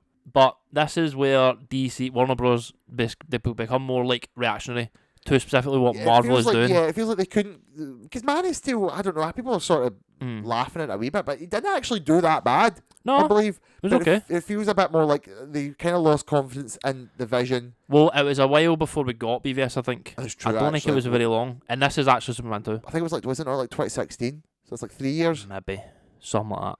But Civil War's like announced, I'm sure, first. Yes. Then Warner Bros. Are like, shit, we need to get going real quick. People love like characters fighting other characters. Literally, oh, what have we got? Oh my god, I read Dark Knight once. BVS. Do that. They forget that like Civil War was like the 7th Avengers movie and the Exactly. MCU. Yes. And they're like, we need to introduce Batman and Wonder Woman. and Wonder Woman And then and the Flash and and Tiddle the Superman Flash. and Cyborg. Cyborg and Aquaman. Sorry, I Aye. said Superman. And do you know what? See at the end of this film as well? Doomsday. Oh yeah. Do you know what we should do? Kill Superman. Death and Return of Superman in the this film. second movie. Yeah, so they went a bit gung-ho. They went a bit They lost fire on it. it. And do you know what? Surprisingly, I actually feel it works to an extent. Because even if you don't like this film very much, Zack Snyder somehow course corrects and actually makes something out of it at the end. Like in Justice League, his cut. Does he? I think so. Because, like, to get to the Injustice stuff, we obviously need BVS to happen. But, like, I feel like they build on BVS in Justice League, Snyder's cut, to Well, get also, to that in, eventually, like Batman vs Superman, Snyder's cut. I guess. Well, the Because Director's we cut, kind of aye. need to mention Yeah. that. It'll be more problem with the Justice League. Yeah. But we do have 2 cuts of this film. I saw it. There I've is- actually seen both. I think I've only ever seen the Director's cut, but I can't remember what scenes are not missing. I'm not sure. There's a lot of shit that jumps to mind, like the big stuff being like they do a lot with like Superman and Batman's impression of each other. Superman has this whole like investigative arc Yeah. where he's Which like, try to talking find out who people, Batman is. Yeah, and like exploring and that. Whereas in the original movie, he just kind of like someone's like, man, get a dickhead. Superman's like, oh, it's about a dickhead. I need to fight him. Mm-hmm. I watched it in cinemas. I don't know why the fuck I watched it in cinemas, especially with I you. don't even think I did. I might have, but I can't remember it very well if I did. So the issues, I'd say, start from outside. I don't think I don't have much of an issue with it. because I didn't think we were going to disagree on this. Like, I didn't think it was going to be an issue for you, really, was, like, mythologizing of the characters. So I really enjoy this because Superman is, like, God in this film. There's literally a scene where people are, like, putting their hand on him. This is what I'm talking about. And it's like, I love this that. This is, like, so literally, cool. like, fucking, we literally worship Superman. Yeah, and I'm like, that's awesome because that probably would happen, IRL, And in if the that world. happened. The intro of this movie is, like, harrowing. Oh, the version of... It's just Batman's point of view. It's the Batman origin. I'm like, holy I fucking actually, shit. I do really like it's one of the best versions of the Batman And I origin think story. it's like, it sets up Batman quite well because it's an older Batman who's been through some shit, and then he's just went through some more shit, watching like hundreds of thousands of people die right in front of him in Metropolis. Oh, and the Metropolis thing. So I can understand why he's got such a grudge against Superman in this film, and he's like, I've been through so much, I've lost a Robin, like, this guy could be an issue for us. So I need to take him out. So I get his kind of motivations for it. How he turns it round in the end is an interesting one. Why did you say that name, Graeme? Because it was my mum's name, do you know what I mean? Look, it's mad that they have the same name in it. I'm going to say this completely out of the fucking gate right now. Wildly, Aye. that part never even sat with me for a moment other than just me going like, fuck, they do have the same name. That's Literally, a good bro. point. Literally, But yes. do you know what the worst part is? Regardless of what I like this movie infinitely less than you. Yeah, you do. Despite that, Aye. the Martha moment, Not an issue, really. I thought it was fantastic. Aye, look, it's a cool, like... I thought it was like, yep, Damn, he's you're like, right. reached out to his Superman's like humanity. And he's or, like, he's got it. Like, He sorry, he's notices. reached out, like Superman's like, oh, you know, the perfect, it's the perfect link. Like, because that's not like that shit's a thing they invented for the movie. That's how it is in the fucking comics. They're both called Martha Somehow. and they've never talked about it. Literally. So, like, that moment is like, from Superman saying that, Batman for a minute is like, fuck, okay, the obvious thing, the Martha thing breaks, so he's like, what the fuck are you talking about? And then he's like, oh, fuck, Superman's also got a mole. Yeah. And then the whole rush, and I actually got it in that moment. Yeah, because, in like... the cinema. Yeah, I'm like, because, I like, get it. Superman, man, he needs to save his mum. Batman, wouldn't you have loved to save your mum? Like, literally, obviously, bro. And Batman understands the full grasp. Like, oh god, if I'm killing this guy, I'm killing myself almost. Yeah. I'm depressed, or I'm like another Martha. I'm like a Martha die, and I'm the one who's like fucked up because a Martha died, and this guy has a Martha. He's not some fucking alien god to me. So weirdly enough, that's not an issue. I actually thought it was great. Yeah, and I don't really think it's much of an issue either. Which people dog on. I think it's funny. Aye, but I think where the film kind of, in the end, his issues is because we try to do Abomination after that, and then we have Lex Luthor. Lex Luthor's like okay. Do you know what I mean? Like, nope. He's also got like... No, he is not. I think so. He's beef with Superman, and I think his beef makes sense again because he's like, yo, you're like a god, bro. You shouldn't be like on this planet. You're causing like issues for us. People like... I think his beef's great. I think the motivation of Lex Luthor in this, I think is perfect. Right. I think Jesse Eisenberg Portrayal. was so bitter that he didn't get cast as the Riddler, that he just chose to play his version of the Riddler. Fine. I mean, was yes. not a good idea. It's a bit like... It's not the Lex Luthor you want. Like, no, it's not. Obviously not. Lex Luthor's like Michael Chiklis. Yes. Like, that's what you But want. further enough, was Doomsday. Bro. Or was he? Or did I just make that comparison think you because might it's have like Michael Chiklis the Thing? I think you might have just made that Or up. Michael Chiklis, was he in the Teenage Mutant Ninja Turtles? I don't know. I'm fucked over these CGI mutant men. Bro. This was one of those, this is the era of like, I'm done seeing fucking CGI fucking putty men. Bro. This wasn't that long after Fantastic Four, was it though? I don't know if I'm forced. I'm not sure. Aye, so I think that's like where the main issues are.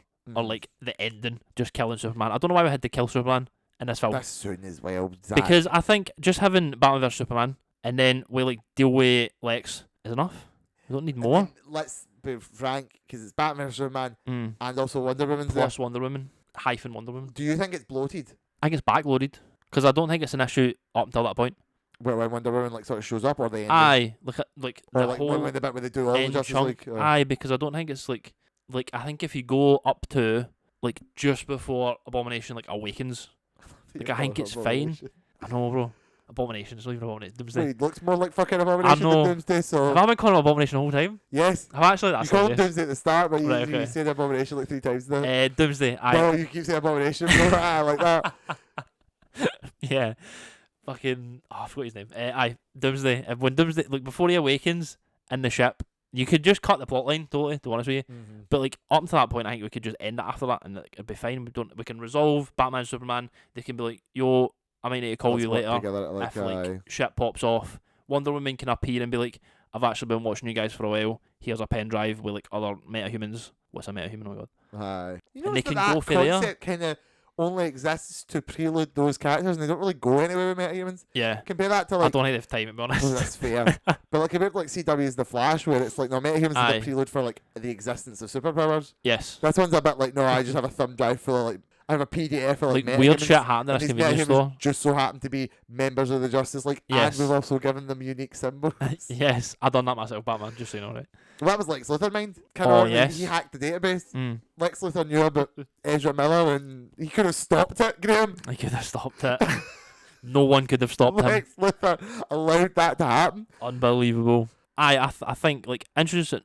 If we're gonna go mad and we're doing like BVS second film, I don't think it's that much of a stretch to just introduce Wonder Woman and like have a wee flash to the Flash and Cyborg. I don't think it's an issue, but I think doing all the stuff they do in the end is like too much. I think this is much worse than Man of Steel. The real indication of like this was far too early. Yes, we did just go too much too fast. You Too soon. introduced Batman. So this Batman conceptually isn't actually all that bad. He's very cool. I think so because we've never had this older Batman. Yeah, like Dark Knight Returns, Batman He's- Beyond almost. He's seen some shit go down. He's almost given it up. The only single thing is, I just will not accept that he kills people. That's just bad. I don't give a fuck. I don't think he. Well, I mean, he obviously like, does some He fully- serious He damage. fully murders people in this movie. Bro. And like he fully indiscriminately like, guess, you know what, blows up yes. cars and kills people. He does use guns because He Zack Snyder stops killing said, people. why wouldn't Batman have guns? Why would Batman have guns? I don't know. Have you ever read the fucking Dark Knight Returns? Do you know what? Like, I get it. Oh, by the way, Obviously. see this thing that you fucking based this Aye, on? I know. Did you actually read it with the bit where he goes, Fucking this is the hates weapon of the guns. enemy, we do not use this? We do not use this. Yes, I get it. And I know, like, early Batman used guns, but, like, that's, And like, that was like, early we're Batman. past that That's now. fucking Gil Kane Early Batman. Batman fought the penny plunderer, like. Aye, we don't need this. So, it's a bit of a stretch. It's a bit like when, if we were to do Daredevil now, right, and it was, like, swashbuckling yellow suit Daredevil and he's, like, cracking jokes and shit, we'd all be like, that's a bit weird. That's a bit Because weird, the character's been reinvented in such a way that to go back to that would be like it'd be regressing. And it's definitive. See, when you're like, I'm going to spite the things that are definitive to it Aye. just for a sort of a cheap thrill. Mhm. You can have a grizzled, angry, upset Batman Mhm. that doesn't fundamentally spite one of Batman's Aye, most core principles at this point. yeah. You could have worked it away, have him not kill people, and like I think the branding's hard as shit. Yeah, I think that's like perfect. That's You just leave it mad. at that. I love He's that. brutalising the brands, but he does not kill. Exactly. Like I think you could have kept that. You could have maybe leveled that up in some way Mm-hmm. and just made it even more hardcore. But like, just don't have him kill. It's like it's literally his one rule. Like, literally that. So I'm like that. They just went too far with it. But Aye. I mean, the more I sit on it, like I love Ben Affleck as Batman. Ben Affleck was a W. I thought it was I think fantastic. it's very well cast overall. whole I'd say thing? we've got some misses, but I think it's very well cast overall. Well, we're Obviously, Lex is a miss. Lex the miss. Lex a miss. Wonder Woman's a miss. Wonder Woman's a miss. Well, you don't like Gal Gadot. I aye. do not, bro. What's to like? I think she's good. She is not I good. think she's good. I hate every line she delivers. It's Damn. just so stale, Damn. so lifeless. I Sometimes mean- she sort of cracks a smile, and you feel like she's attempting to like. We could the have done life better, that- probably, Absolutely, we could have. and we'll obviously get better now. I think the better casting was to the side cast. Jason Momoa has redefined Aquaman. Yeah, Probably I worse, would agree. but he was kind of great for what they were going for. Yeah. Especially in line with how Zack Snyder wanted to portray him. It's a bit of a reverse Thor for me because I think Aquaman is the way that I imagine Thor to be. But like more serious. So Like I'm the king of Atlantis. Like you I'm old doing shit. Atlantean. but he's like, but I seen Jason Momoa first, so that is how like I like project Aquaman to be. So I think if I were to like see Chris Hemsworth Thor first before having like Right, preconception of Thor, That would might have kinda been more reform their receptive to it. opinion. Do you know what I mean? So I think when we get to Aquaman and James Gunn and he's like, if he is like a serious guy, I might be like, oh, a bit of pushback here. But I'll have to check that when I see it. to sort of match know what I your mean? level.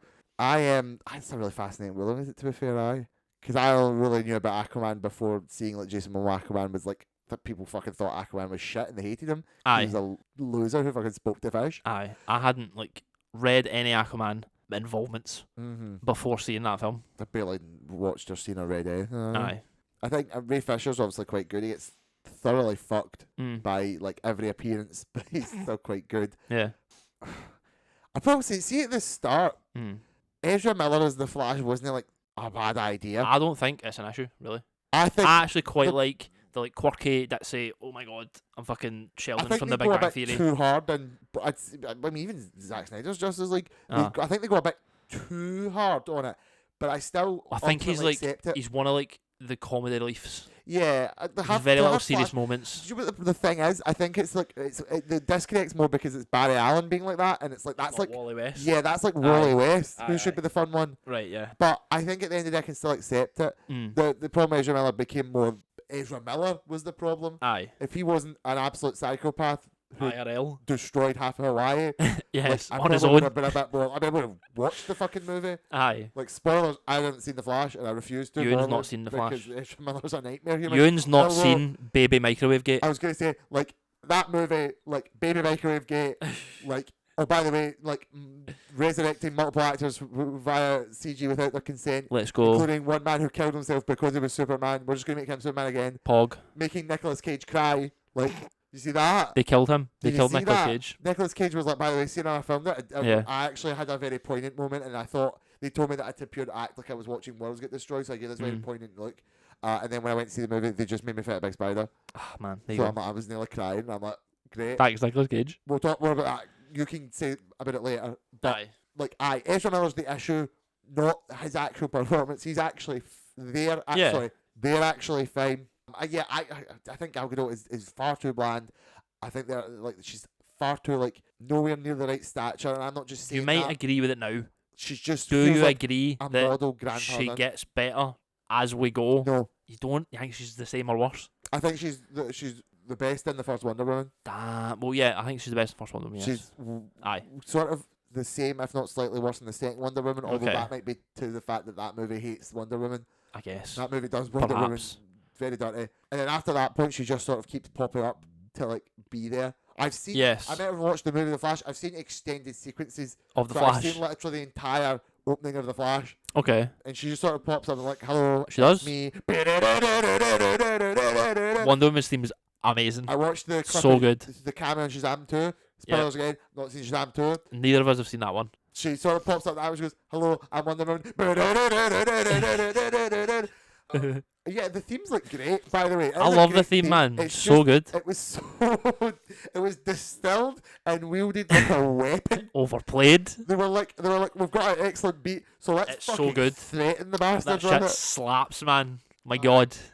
But I mean, the supporting cast in this movie. Otherwise, like I said, Jeremy Irons was great. Yep. Him and Ben Affleck, probably. Ben Affleck is really good. For the Grizzly Batman, even though I still kind of like him when he motions to other versions of that Batman. Right. I think I'm still not quite happy about how they do drop his right in. Like, this is your Batman for the DCEU. It's the same Okay. as your Man of Steel. Like, this is the first appearance of him in the DCEU, Aye. and already we're down at least a Robin, and he's already like fought 15 villains and get sad about it. And I'm Aye. like, fuck, I didn't see a single one of them. And then at this point, they're telling us one of the villains he's fought is fucking Jared Leto. Mm. And I'm like, the fuck? I don't even know if we'd seen Suicide Squad at this point or know much about him. Don't think so. But even once you watch Suicide Squad, you're like, oh god, this guy? This guy? This is the Joker?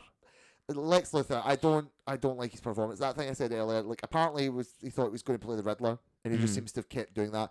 Right. He's too silly. He's too quirky. He's not a good adaptation. His thinking is great. I Aye. love his mental reasoning. That idea of like, yeah, you represent to me. Like he himself is critical of the mythologizing that's going on. Yeah. I'm like, I get that because I'm also Lex Luthor Yeah. in that regard. I am him too. But to play him like a fucking unhinged, like silly Billy, Aye. when Lex Luthor is perfect Yeah. for being He's a completely bit put too together. emotive. Yeah, Like, Lex Luthor is kind of calculated and monotone yeah, that's when what he makes delivers Lex his, like, evil Luthor plan to you. amazing. Aye. Like he is like, I am the peak of humanity. I'm not gonna Aye. like if I do show emotion, it is like you've absolutely cracked through the shell. Mm. I'm not gonna walk out the gate like the Joker and Aye, like go "Woo-hoo-hoo, wee," Yeah. like stuff in the Twizzler that last. Like, I actually detest when he does that. aye. So, like, the no. real Lex Luthor would look at like Jesse Eisenberg Lex Luthor, but that's fucking nonsense. Aye. Right. Well, I mean, do you mean he detests the Joker? Because yeah, you put Aye. like a Legion of Doom scenario, Yeah. and the Joker's like, let's use a very big fucking rubber hammer, And Lex is Luthor's like, we're not doing that. Yeah. Lex is like, I've created a plan to get him out of the picture, then we'll do the actual thing. If anything, the Joker's gonna fuck up Lex Luthor's plan. Literally, yes. Lex Luthor isn't going to be the Joker. Just by being chaos.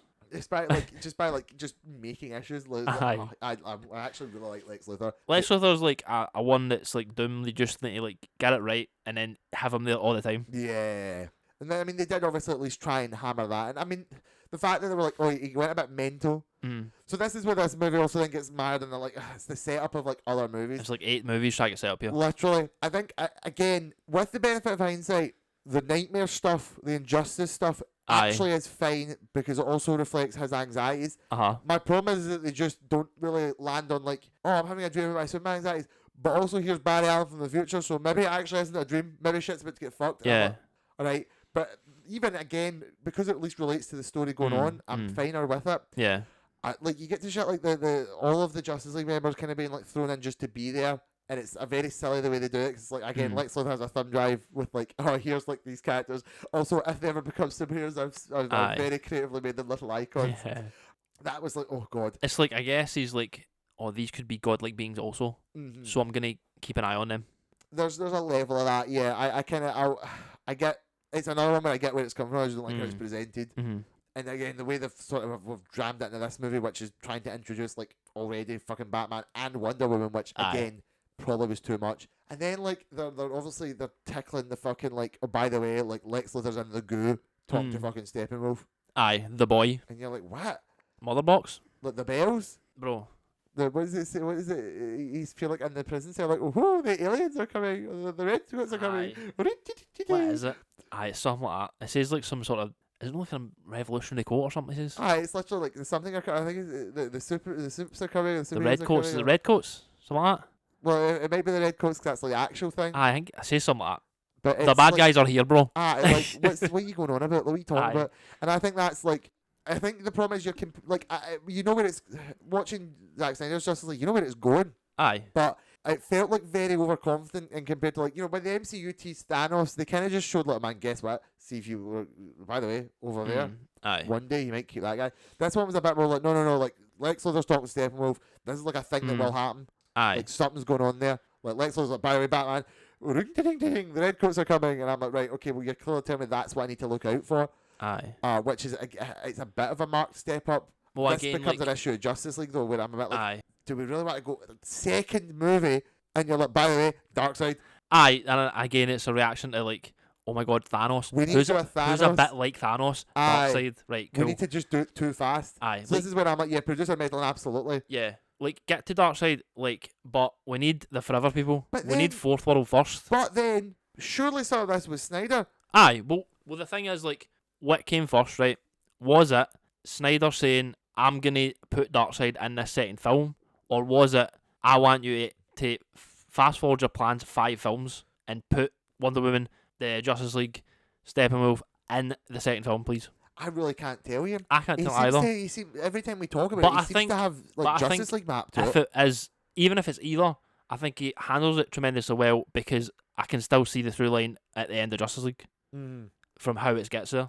Well, we know that he had such an idea for what he wanted the Justice Leagues to pack. Like 3 Justice League movies. It had them all storyboarded, ready to go. He clearly had an inclination of that. And I like that he had a plan fully thought out of like at least bare bones where he was going to go, rather than like doing it movie to movie. This is why I'm maybe a bit more like, whether this is the question. It's not so much that like, did Zack do it, check the nugget, or the question is more like did Zack want to do a full cinematic universe? Imagine a world where it's just I don't Man think Steel, Batman, Superman, Justice League 1, 2, 3. I don't think originally he was meant to be that. I don't think so I either, think no. They just felt like, we my god, we have a Superman movie coming out, why don't we just make an MCU into it? I think it was after Superman even. Like it was between Man of Steel and the next thing. Because they didn't greenlight Man of Steel 2 immediately. No. And they didn't like have it in planned, I guess. No. And then they were just like, oh my god, just make him the guy. Make him the Kevin Feige. Look, which isn't he's got the move. ideas, so let's just like... Which is like... We can franchise this shit. Like, Kevin Feige's not a director. No. So he looks at it in a very different way. Well, James Gunn's like got an interesting like spin on it because he is a director, but he also like seems to be as close to Kevin Feige as Kevin Feige can be. The difference I think is that James Gunn's going for a more amicable vision. That James Gunn's like, I'm going to. Well, he seems to be more aware of the universe building and the source material. Yes, and James Gunn is like meta director of it all. He has a vision of where he wants it to go. Kevin Feige, I don't think has that, but he's got like a group of people who could be like storyboard or like kind of group think, throw ideas in the pot about where we should go. Yeah, and he works with that. I think I'm not saying Kevin Feige doesn't like understand where the comics have been and where the No, movies of could course go. not. No, yeah. But James Gunn has like, I want to do this part 1. Yep. I need to do this part 2. Well, what I was going to say is that's then compared to Zack Snyder. I think Zack Snyder has... James Gunn can build a universe. Zack Snyder wants to build his universe. Yes. And I think that's where the executive meddling really is at its peak. That Zack Snyder was like, I have a vision. I want to just tell this story. I want to basically do my cool injustice superhero shit.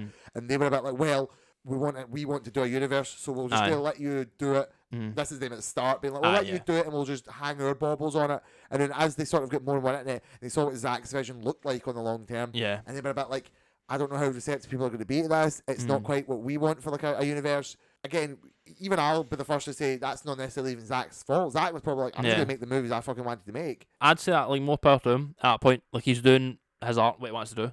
And it's a cool, I think it's a cool take. I think it's an interesting take, yeah. I mean, It's a take, certainly. I'm a big fan of Injustice. Yeah. So I do like it. It's hard. I need to try my best to separate it from like the fact that was for a lot of ways what they wanted the universe to be at the start. Like it's so obnoxious to consider that they were really trying to like throw us like a dark Superman Injustice timeline in movie 2. Whereas like the MCU's barely even considered like, we're not gonna get like we fucking lost Tom Cruise bad guy Iron Man, and that was in movie 30. Do you know what I mean?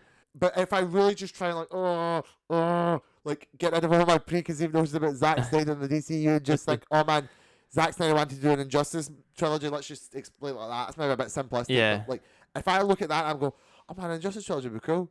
Yeah. Do you know what I mean? Like in a bottle, it's kind of in awesome. a bottle. Like if it just came out like that pre-DCEU, then I'm like, maybe even I would have had like a little more love for it.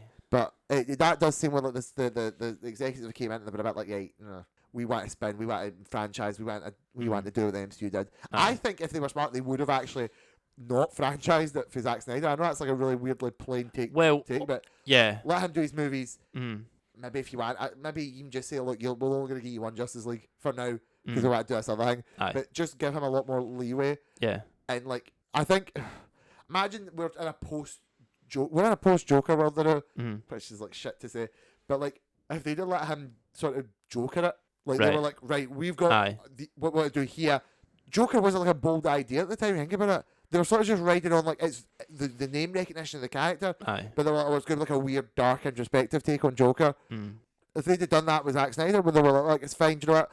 We'll give you like a movie or two, and you can really fucking go for your ideas over there, and we maybe don't exactly think it'll be on the same level as like an Endgame for us, but it might be like an interesting, gritty take that folk might like.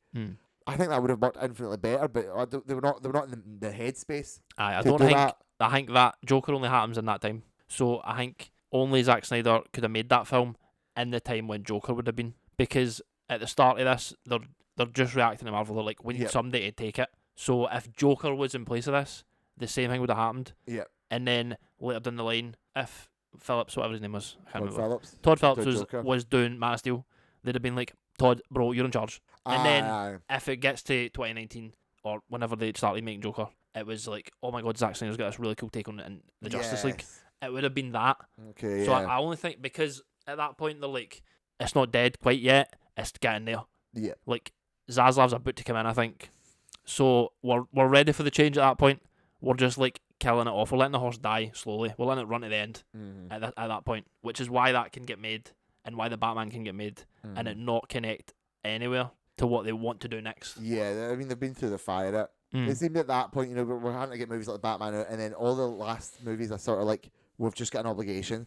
Like that's Flash and Aquaman 2 and Shazam 2, it feels like they committed enough that they're like, fuck, we just need to get this over with now. Flash, definitely. We don't want it, but like we had Flash. God, Flash was like, what, fucking 5, 6, 7 years? I would say like the pandemic didn't help, and then obviously the strike didn't help. Oh, absolutely. Because they had to extend the budget and extend the time for like both of those reasons. Yeah. And Ezra Miller killing loads of people. Ezra Miller just going committing crimes. An absolute fucking terror spray in Hawaii.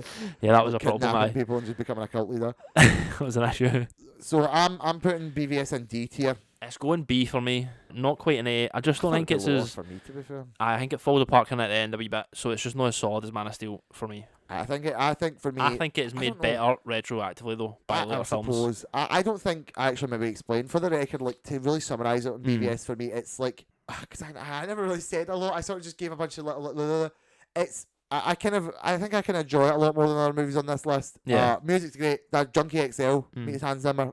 Junkie XL was an icon. Mad Max Boom. Fury Road, the Sonic movies. The Sonic movies. I don't like, for the second movie they rushed into a bit of a more sort of like, what's the word, challenging interpretation of Batman. Mm-hmm. Yeah. This movie is again where they really double down on the Superman mythologizing, which I don't personally like, which I've explained. I have the same complaints about the ending issue as well. It's just a bit back-ended, a bit bloated, and they really are trying to like hammer in a lot of stuff. But I take it to an even further degree than you do, where I just am a lot more like annoyed by how much they really try and force, because you can tell whether it was Zack Snyder who wanted to do his vision or it was executive meddling. They were like really trying to force a universe. Like, we gotta fucking set this shit up now. Hurry up, man. And then again, like, Death and Return of Superman this early. Aye. Doomsday in the second movie. Superman dies second movie. Yeah.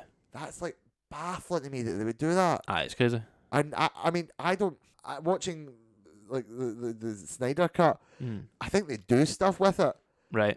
But again, if this was like Justice League 3 instead of like Justice League 1, may have had more impact. Yeah, I'm like, well, we've actually really grew to love him in that. And I've had 2 movies of him being sort of sad. Aye. And also everyone trying to kiss his ass. Aye. Also, this movie's just got some really funny, incongruent, like, weird points. Like, remember that the guy in the wheelchair that blows up? Yep. And remember that Lex Luthor sends the Senator pee? Yep. And she drinks it? She drinks it, aye? Yeah. Like, what the fuck? That's the Joker shit. That's Lex Luthor being the Joker. I mean, he's got a great plan there, aye. Like, I don't think Lex Luthor would kill people like that. I don't know a lot about Lex Luthor, but I don't think he would intentionally give the man a bugged wheelchair and then blow up the fucking courthouse and Lex frame Luthor Superman for it. Would do anything quite so like domestic terrorist. Like he would frame Superman in a way. Plus, he's very much like, I love people. I'm like very much all my people. So I don't think he'd, like, I'm just gonna brutally murder like, civilians. I don't think he'd do my that. cause that like you're no better than us. He fucking might, but I don't also think someone pointed out it was like it's also a really weird thing to frame Superman, because like Superman doesn't just. What are we doing? Walk in. He's not just gonna like. He doesn't kick people. Like he isn't just like. Yeah. Are we gonna put him in handcuffs? See when the entire courthouse blows up and Superman walks out and he's like, "What happened, bro? What's going on?" Yeah. Again, first off, they're gonna put him in handcuffs, and then people are like, "What happened?" He's like, "I don't know. The guy in the wheelchair blew up. I saw he had a bomb in it because I've got X-ray vision, and then it blew up. I'm sorry I couldn't stop it." Like, I know there's levels of believability, but it's just there's more aggressive ways to frame him for stuff. The cut, the director's cut, he frames Superman for sort of murdering those people at the start. Mind when Superman goes to like... He saves Lois. Yeah. Jimmy Olsen was there, by the way. I know. Fuck off. But he frames Superman for that by having them like use like flames and shit to like look at like heat vision. Okay. See, that makes sense. Yeah. Because that's something that Superman would do. Superman would just walk in a courthouse and the courthouse blows up. That's not happening, bro. That does not happen ever. So... yeah, it's a bunch of like weird moments as well that like it's very easy to pick apart. That's my problem as well. A lot of things like you start to look at things and you're just like, that annoys me, or that's weird, or why that happen. Yeah, I could see that. Yeah, but you know, I do like Ben Affleck a lot. I like Jeremy Irons a lot. Boy. I like the music a lot. I like the fight choreography a lot. Actually, Graham. Man, so that's a Zack Snyder positive for you. That's a Zack Snyder positive for me. I really like the scene. Where Batman's like fighting all the fucking guys. I think it's when he goes to rescue. I mean, the Batman vs Superman fight actually is on its own quite cool. Yeah. I don't really like a lot of aspects of it, but I do just you like bleed? the fight itself. You will.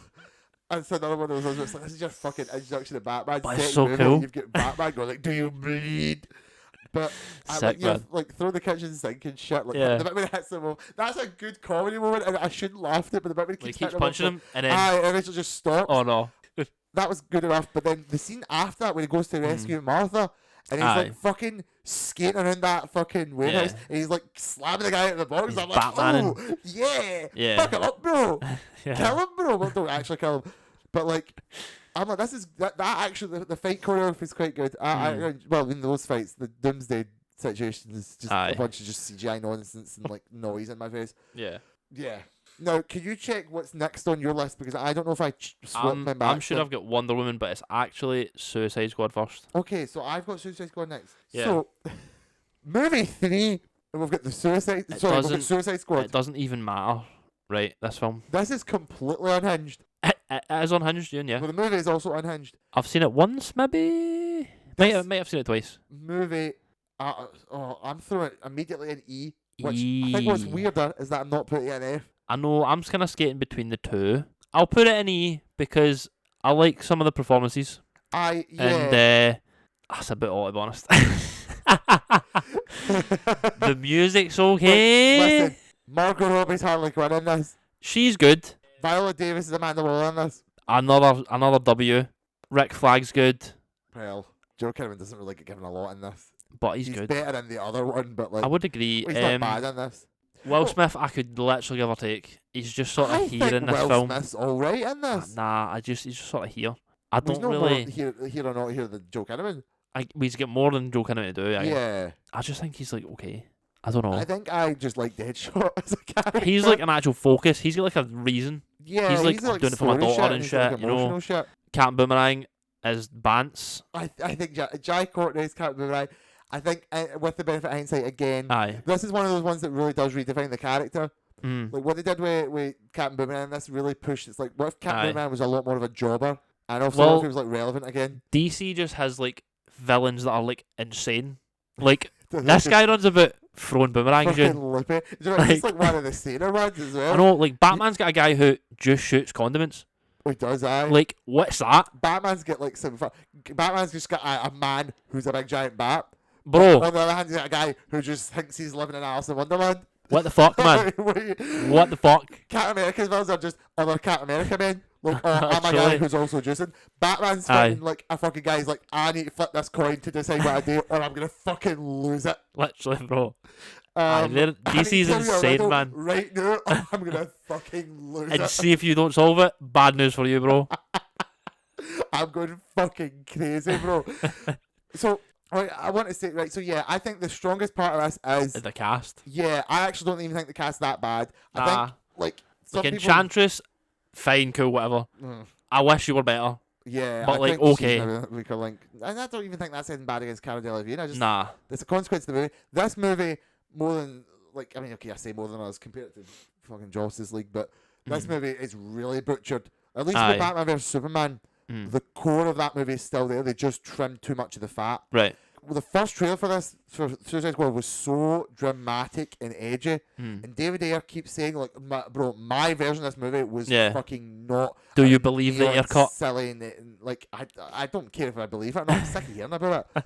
I think the problem is this movie was so, like, at least with Batman vs Superman and Justice League, like, Zack Snyder has enough of a vision that I'm like, I can't just do what I see what he was really going for.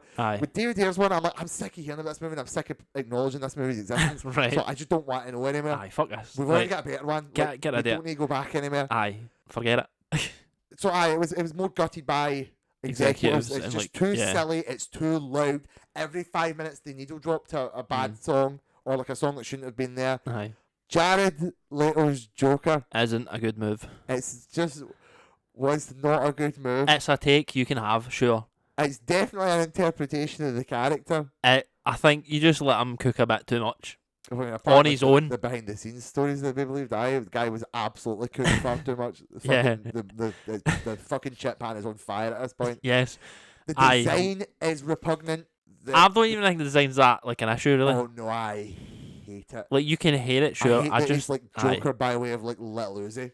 He's like Lil Uzi Vert. Like, he literally looks like a fucking like SoundCloud rapper.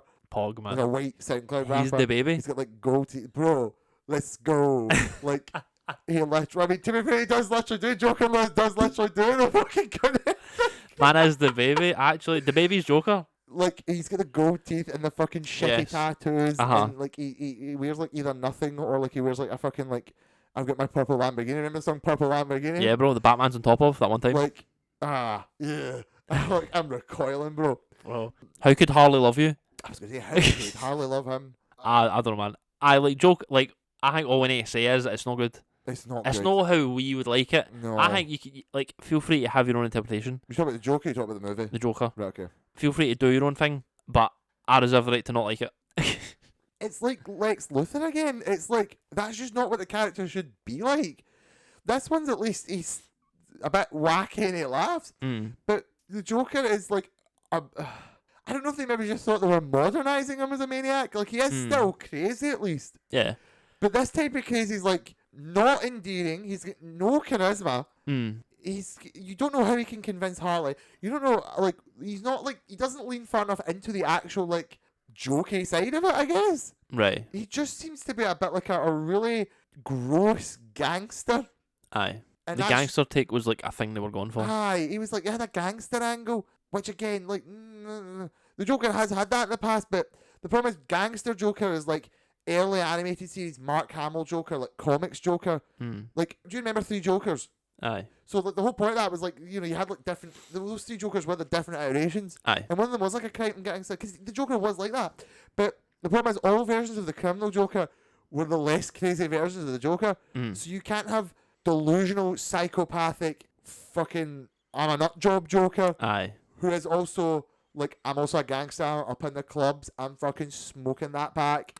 Like, I'm doing deals. Like, I've got like goons here. You know. I'm like, bro, You see when you're crazy, silly Joker, your goons should be men dressed up as clowns. Aye. They should also be crazy. Literally. No, just like a bunch of guys with guns. And Aye. like you're walking about like torturing what's his face? That man, there's that guy. Aye. They get him in like the kitchen and they sit Yeah. down and they're like, oh. Like, it's just a completely incongruent. Like, they just not, the bits don't mesh together. And they really were like, oh, well, this is going to be the Joker. Like, No, it's not. Shut up. bro, well, Zack Snyder was happy to bring him back. Aye, but I think Which that is just like it's going to be a bit different when he's got hold of him, I think. Probably, aye. He's going to rein it in a bit. Joker, this is like fucked up, like, Or he could focus it more. psychosis Joker. Yeah. Because to be fair, I mean, yes, could you imagine this Joker meaningfully standing up to Batman and killing Robin in a, like, a compelling way? I mean, he's probably got it in him. But every like, Joker has the ability to kill a Robin, but when I think of this like, Joker yeah. fighting that Batman and Like, I killing think- a Robin of that Batman. Aye, I think like it could have a serious moment and like do it, but I don't know if like it would make sense for this exact Joker to do That's it. true as well, aye. But like I could see it happening in like if you wrote it right, it'd be fine. But then it's also like, But I don't know how you do picture that. like, I know you see it in this movie, but the more we see Ben Affleck Batman fight Jared Leto Joker, Aye.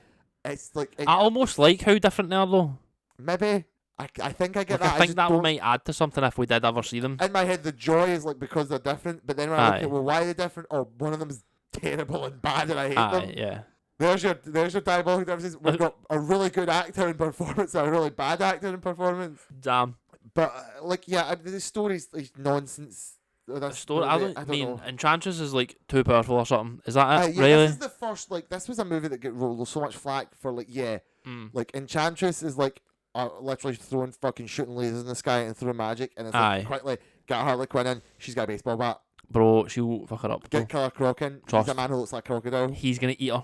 Like, El Diablo's the only one who could stand up to her, and he's the only one who like dies next to like Slipknot. Bro. Aye.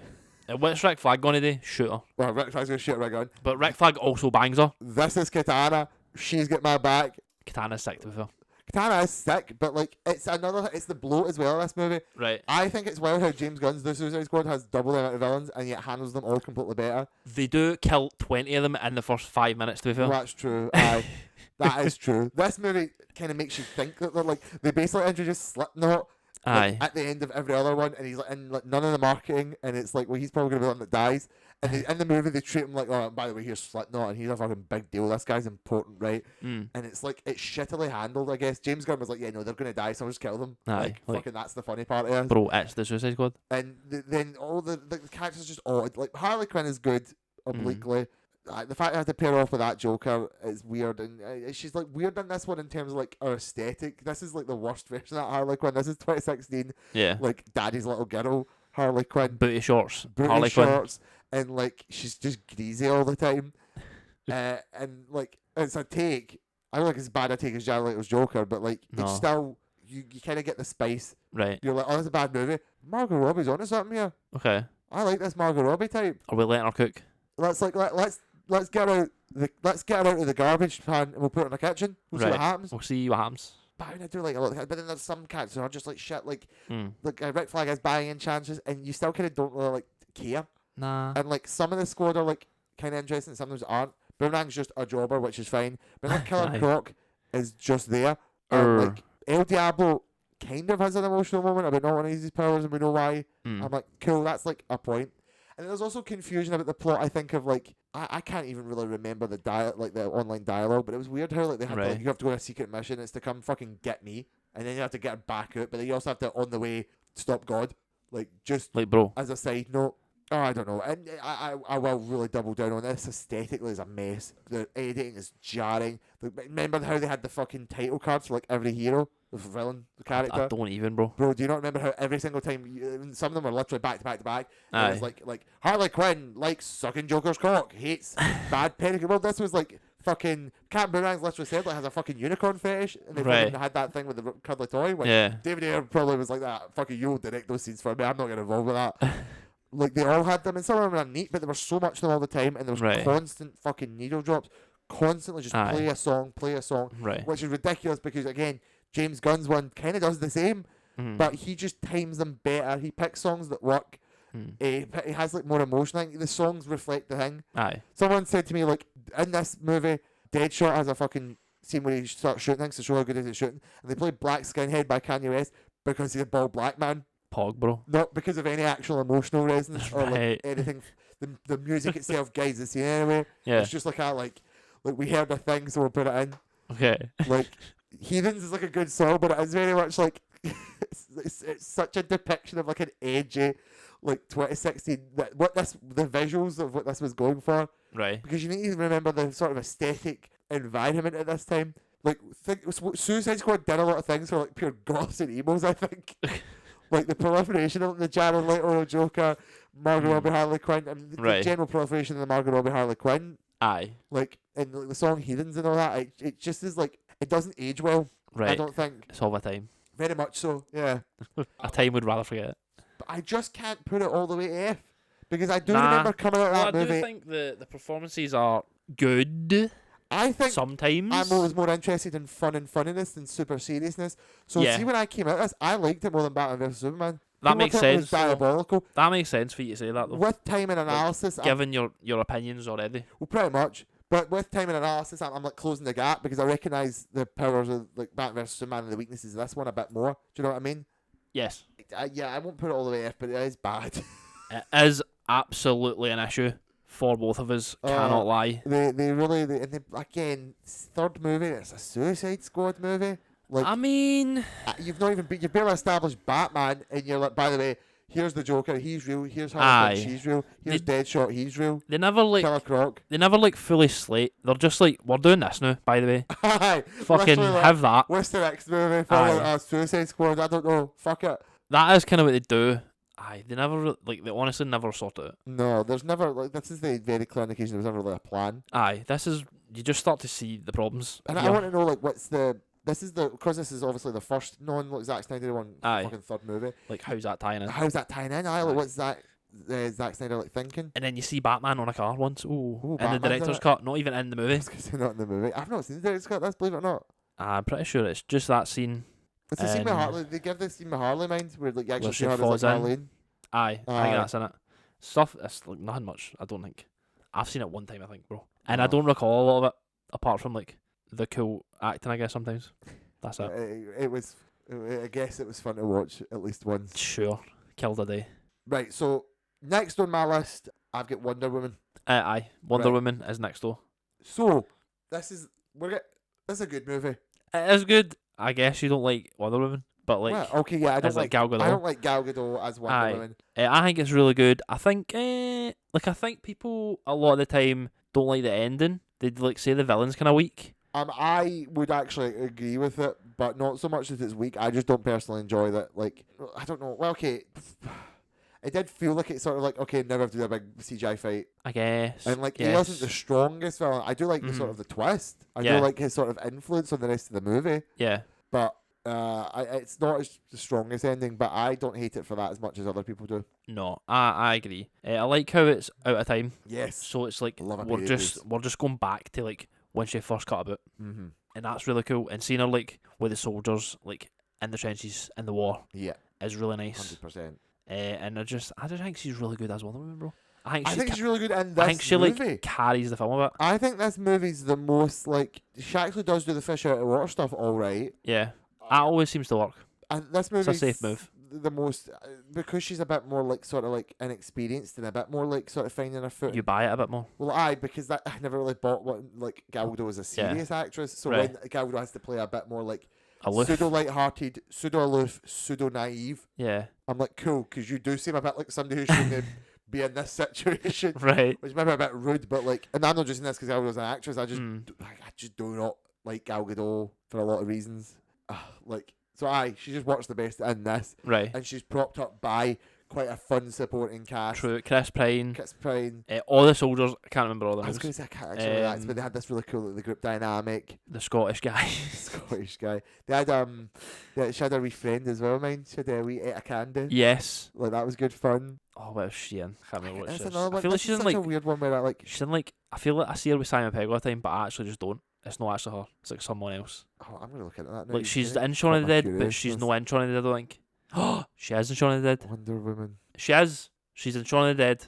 That's where I remember her from. What movie was this? 2017 full movie. Oh, I feel like I just googled like pirate adverts. Damn. Stream Wonder Woman 2017 full movie. Illegal. The fish out of water thing is really good. The period piece, I love a period piece. I It's love lovely. a period piece. Yes. And this one was really good. It was really like it was really big on like the horror of it, and the way they used that to like sort of affect Wonder Woman's perception of the world. The gas. Well, because like also interestingly, because like they also do Themyscira quite well in this as well. Yeah. I really like that sort of like the I would say so. very like perfect like noble warrior women, like very much do not like humanity, like understand like their war, their shite. That's the best way to describe it. Just their shite. I've always really liked Connie Nielsen and what do we call her? The other one. Robin Wright. Yes, Robin Wright. I don't know why I feel so bad I forgot names. Damn, I love Robin Wright. Damn. Blade Runner 2047, isn't she? Robin Wright. She is. I thought they were fantastic. I think they give exactly what you need to give as like the people like the Amazons. Do you know I what agree, bro. The Amazons are like so good throughout everything they're in this universe. I think they're the best. I think so they're most consistently good and in line with like the comics. I guess, yeah. I think so in a lot of ways. I'm surprised at some of the things that would come and go. Like Danny Houston. Man, was in this mind. Fully is in it. He's like as kind of villain boy. He's like a full Nazi. Yeah, a little bit. The other thing was fucking Lupin for Harry Potter, who's also kind of the villain. He's the villain. He's Ares. Literally. Just shows up. He's like, by the way, I'm like literally like the Greek god Ares. I'm like your biggest enemy, bro. And it just had like a very. I think because I was so used to the movies, I was getting used to the movies being bad up to this point. That this one was actually good. Yeah, this one was like strong. Yeah. Good sort of setting. The performances were quite great all across the board. Music's good. This was like before we get fed up of it, and they like let's actually use the Wonder Woman theme in creative ways and like blend in and out. Pog. Another good action one, like the bit with the shocks across no man's land. That is just cool. Like the fighting, just all the fighting. The ones you always saw in the trailers, like slow motion, bro. Where she like jumps through the windows and like hits the shins and that. That's like good. Yeah. That was the most I was on board with Gal Gadot. I'm like, do you know what? She's given a good enough performance. And she's like doing fun action. Maybe Zack Snyder was hand putting her down, or maybe it was just something shit to do with those movies. But she just obviously continues. She just kind of is bad after this point as well. But again, personal opinion, although that's shared by a lot of people as far as I can tell online. Damn, man. Yeah, I don't know. It felt like fun and interesting. I got where the characters were at, and I understood the story. And I felt like I had like a sort of narrative arc about like her sort of relationship with like the world and her sort of coming into her own and her sort of engaging with the world and realising why she needs to engage with the world. Yeah. And her kind of making that sad choice. That she loses Steve at the end, and that feels like a meaningful sort of loss. He just wishes he had more time. You know, he just wished they could get that dance. Damn, man. No, that's a different guy. Steve Roger. Steve Trevor. Steve Trevor. They're both called Steve, bro. Yes. Martha. So they're both called Steve Ayres. Steve Rogers and Steve Trevor. Oh my god, that's so weird, bro. That's not right. What I just said there, Trevor and Roger. It's not even. It's just reversed. Trevor, Roger, Trover, Steve Trover. They rhyme. But yeah, they were like full. Why did you say that name? If I had a nickel for every time during our World War, a pilot named Steve who was in love with the female lead of the movie. Like, that's fucking mad, bro. They just copy each other, bro. It's the best movie yet. Let's go. Like, they done something right. That's funny, man. So I threw it to A tier, unironically. Where did I put it? Have I even put it in yet? Literally last month or something. You thought it might be the best movie. You came out. It might be, man. Swinging with the left field. It is going A with Man of Steel. I think you just remembered that you actually really liked it. I knew I liked it, but like, yeah, I might have been like, it's actually quite good, isn't it? Like, I think it is quite. It fires on all cylinders. I'd say the ending maybe does step down a bit, but I don't think it's as bad as others. It's not as bad, Plus, you know, in respect, I kind of do like. I think maybe the issue is that they sort of like added Ares on. Like you maybe could have reasonably Right. had the Nazi. Germans be the baddies, Aye. and like they had Have Dr. Ares in the Poison. background. Sorry? Have Ares in the background. Like, Ares for back- later. Yeah, like influencing from a later movie. Aye. But then I also like they're like, oh, it's like Wonder Woman, so she's gonna have a big fist fight with like a god at the end, and I'm like, yeah, Wonder Woman would do that. Yeah. Like, like Wonder Woman fights like. Wonder Woman fighting the wars like its own thing, but like when I get Wonder Woman, I do want her sort of to fight the big battles. Like something. She is a god, bro. Aye. Like if you're gonna mythologize anyone, mythologize her because she actually is a god. Aye. And if you wanted to tell the disconnect from reality story, they're like, oh, Superman's like how he's the one who should be in it. Wonder Woman's the well, I mean they literally do tell that story in this of Wonder Woman being like, oh yeah, I'm from the island, I don't really get humans, I don't really like humans, I don't really trust humans, and I have to mingle with them. This is like, yeah, that's where that meat comes from because that does play on like who the character is and what we've seen in them. Yeah. So yeah, I really like it for that. I'm big. Big on thumbs it. up. Big fans. It's a shame she's ruined in the next film. And what was that film? Find out by checking out DC Part 2. Scenes is a fan-created podcast. We have no affiliation with any of the brand studios or properties mentioned. All views are our own. Produced and edited by my partner, Rebecca. Music is provided by Epidemic Sound, and the cover artwork was commissioned by Rhiannon Kagoe on Twitter or Instagram.